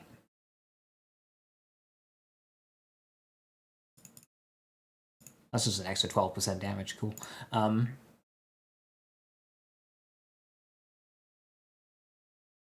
we got fire rate. I don't have action skill damage anymore. But yeah, I do have a load of fire rate. Elemental damage, sorry. Elemental damage would help Incarnate.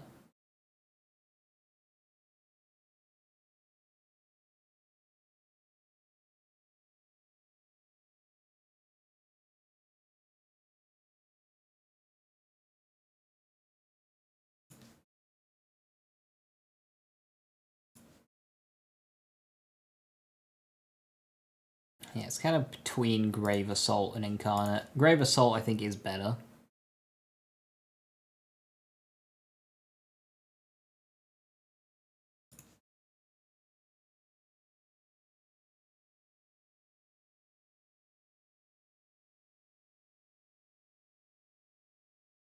It's very close, actually. If I can maintain 10 stacks on Grave Elements, I think testing the consistency of Mortal Terror will be the important, decider on whether or not we go Grave Elements for elemental damage and Grave Assault for fire rate. I could do a 2-2 split, but that seems a bit boring.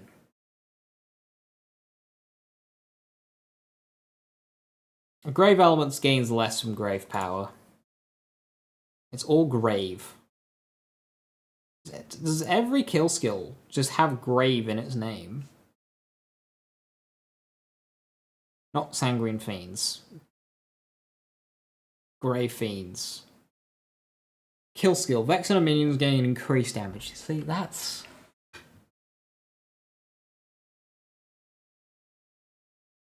That's really good. I'm not sure Morning is worth it yet.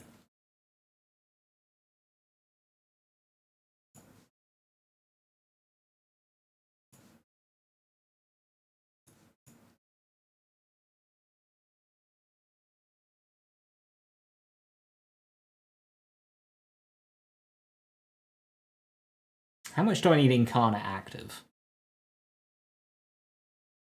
What's Incarnate doing for me? Giving me a ton of gun damage, that's what it's doing for me. How much in the way of cooldown? 55-second cooldown. How do I get that back? I kind of don't, really.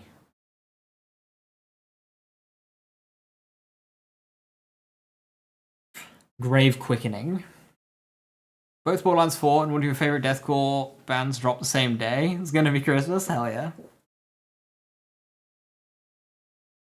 Grave Quickening's good.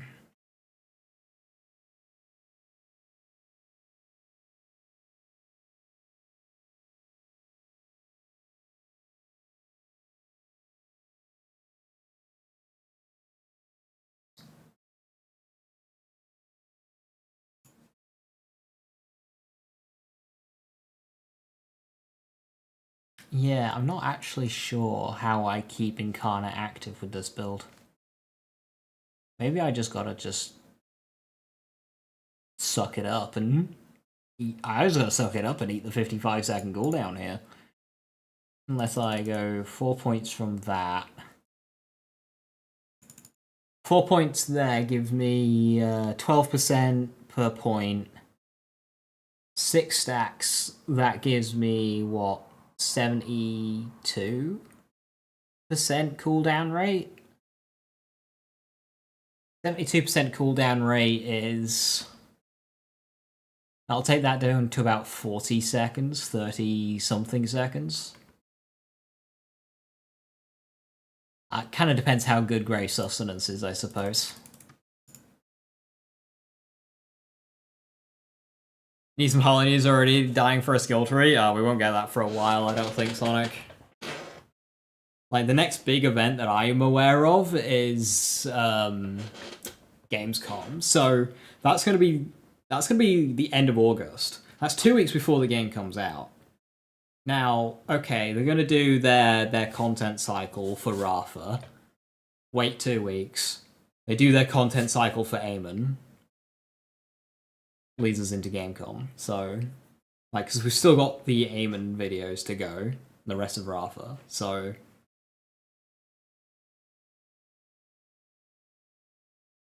I think we're currently in Rafa's content.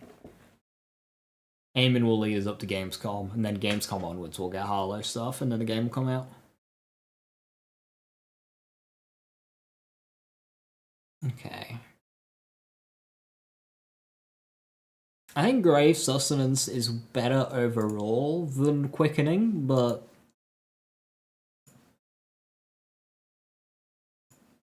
requires you to be a lot more active.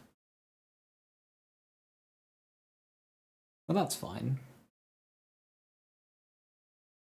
We do have some elements.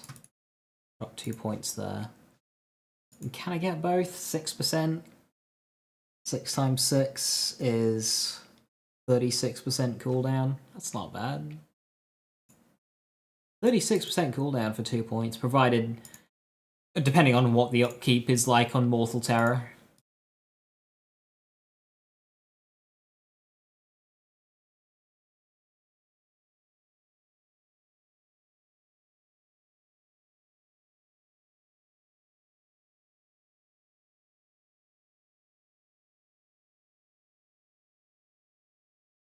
I think Vex can kick out some good damage here.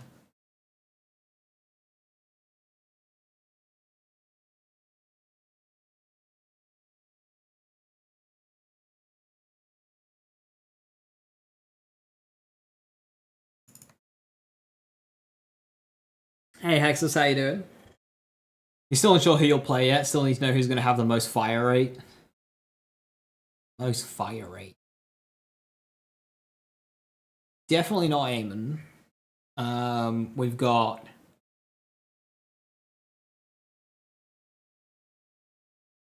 $50 stacks of 60%. So that's 30% fire rate from Drinkful. Plus another, Lord knows, from Grave Assault, especially if you've got Morning. 7.5 times 6.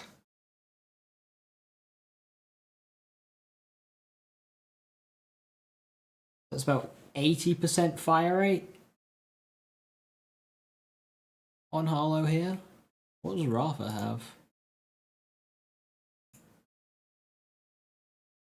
20.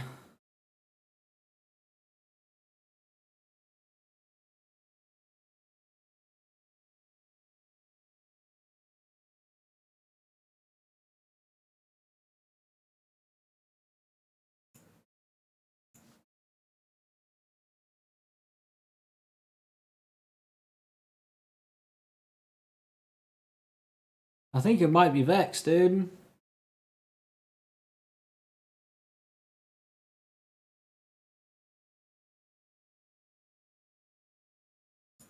Oh, overdrive bonuses.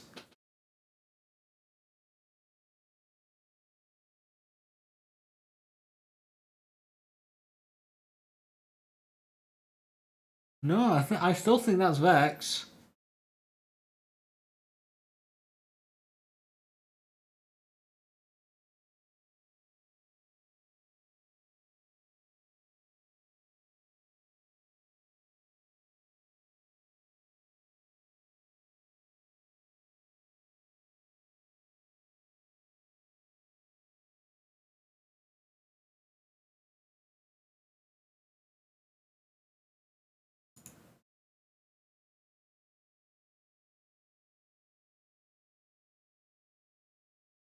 So Rafa is close, and Rafa will have a lot less uptime.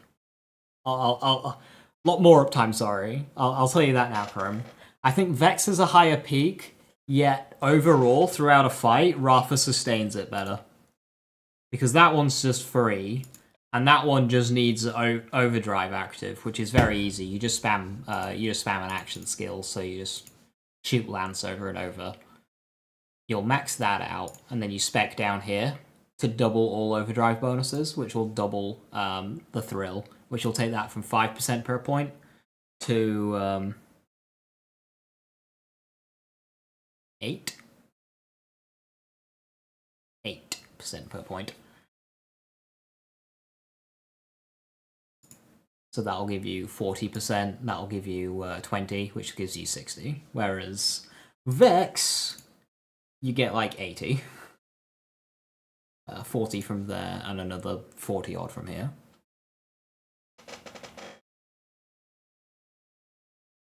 Hey Kitty, good to see you. Hope you're doing well. Hope you've had a good day. Hiya. Yeah, to upkeep Vexes, you need to get 6 stacks of kill skills. So that one you need to you need to hit an enemy 50 times with no more than 5 seconds between shots and get 6 kills to get Vex's fire rate. In order to get Rafa's fire rate, you need to exist and exist after using your action skill.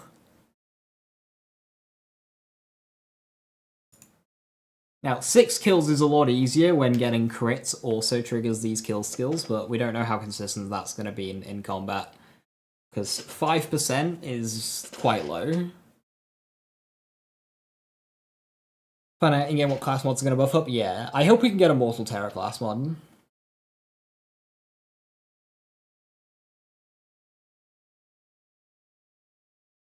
Okay, so if we can kick out... Right, well, what's the duration on a kill skill? 10 seconds. 6 stacks. So that means...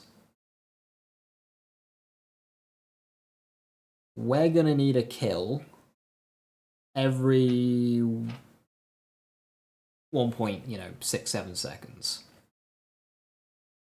Kill skills triggered 5% chance per impact. So at 1.6 seconds-ish, thereabouts, very rough math, least mathematical accuracy right here, per kill skill, which means we need to be kicking out around 12, 13, 14 bullets a second into a target.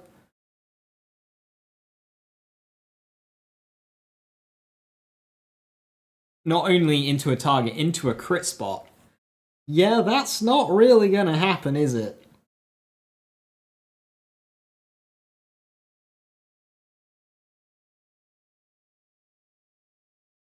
It's the requiring crits that makes it awkward. It's not quite seeing dead. So yeah, the uptime on Vex's skills will be very difficult. Once we start getting level caps though, Deeper Grave Morning be fantastic, but unless we're shoving a Monarch into Grave Ward's crit spot, I don't think we're going to be maxing out our kill skills too much, depending what the enemy density is like. But of course bosses exist as well. There isn't much multi-damage, like multi-enemy damage on this setup.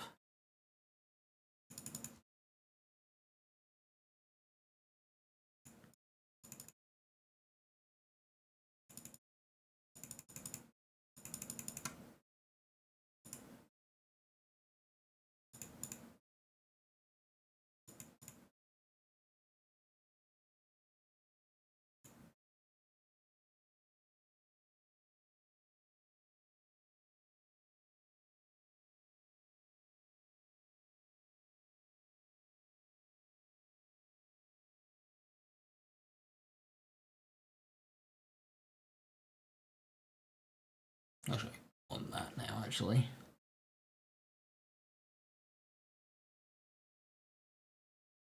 Movement speed would be nice, but I don't think we can afford it yet.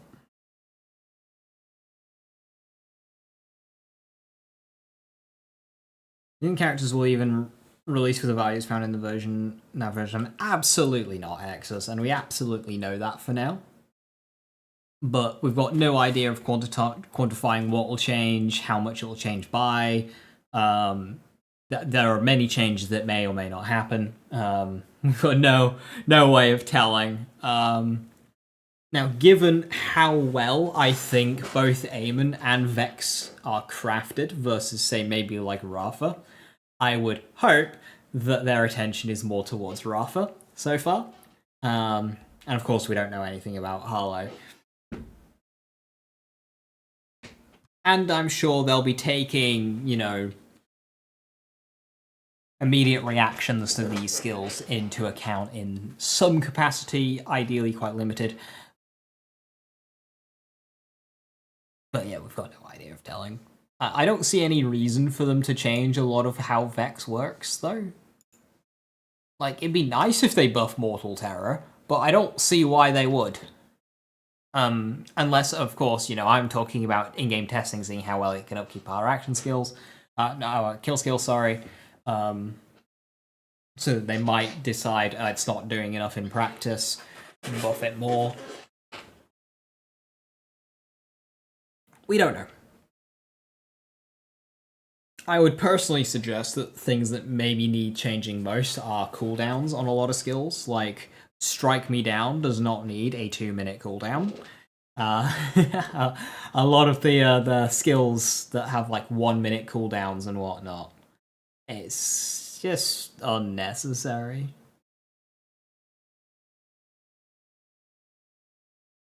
Like, why does Ghastbait have a 2-minute cooldown?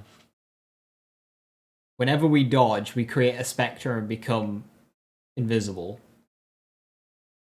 Like, why does that have a 2-minute cooldown? That's Iron Cub. They should buff attunement. Yeah, stuff like that. Like, attunement duration needs to go up. Absolutely. I mean, I think there is a skill in here that increases the duration of attunement, but like 6% is way too low. And that skill that will increase the duration will be a percentage one as well. Do you not need a cooldown after a good Gastibation? Nah, ready to go straight away, mate. No time to rest. Because, right next to my keen suffering. And a shot to go. Fucking Christ.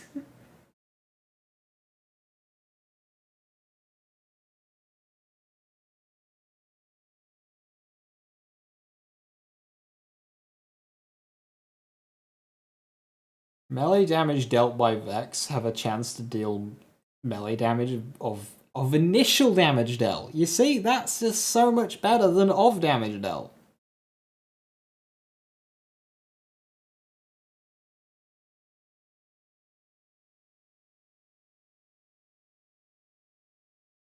Cursed.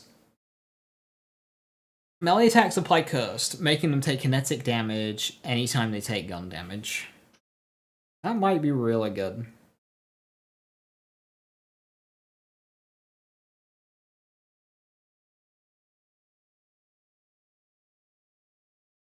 I think if Curse Blade's going to be good, it's going to be good at level 50, and it'll lose effectiveness over time. They take kinetic status effect damage. I'm sure there's many skills in here that increase status effect damage, like that one, so maybe a Curse Blade build's really good. You hit an enemy, you shoot them a bunch, and they just take a bunch of flat damage. Don't know if that'll have an internal cooldown, needs testing. Also, that's just very Ripper gameplay, and that's just boring. Ripper, the gun in Borderlands 3.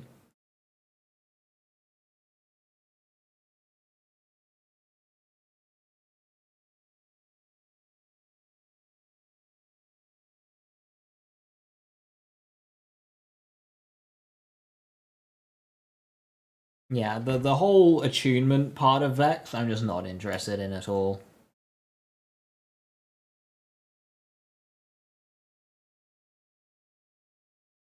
%66% weapon swap speed's alright, but it's quite buried away. Like, this skill needs to be up here. Gearbox, can we swap Leeching Attunement and Phase Pocket? You've swapped skills in the past. I think these two need swapping. Leeching Attunement down into tier 5, yeah? Phase Pocket up to tier 1. Sounds good. Also, this build could change based on guns and needles, and that's also a kill skill. Not like that actually particularly matters. I mean, Mortal Terror will proc it.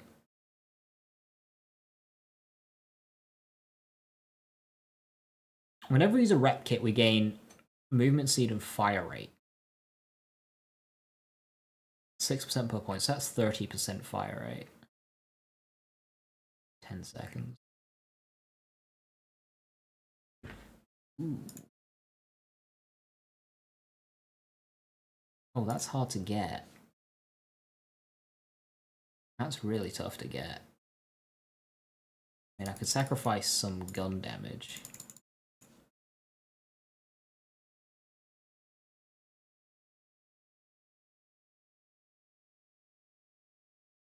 That's a kill skill. I don't really want to be doing that.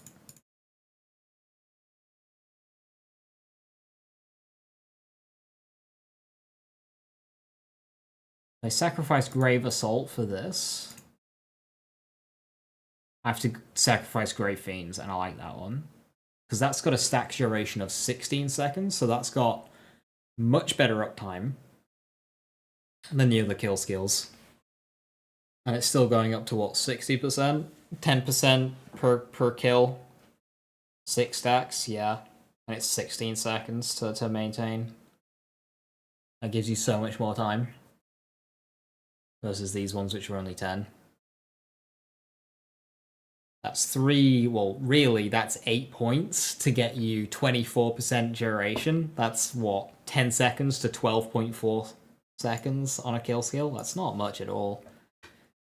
Deeper Grave's going to need a lot of extra skill points for that to be worth going for.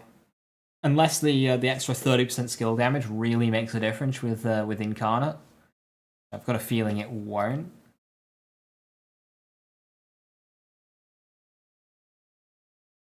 Vibe Check's going to be cool. Eldritch Blast cooldown from gun damage is doubled. And it does ricochets as well. Like, that's going to make Witchy Trigger Finger.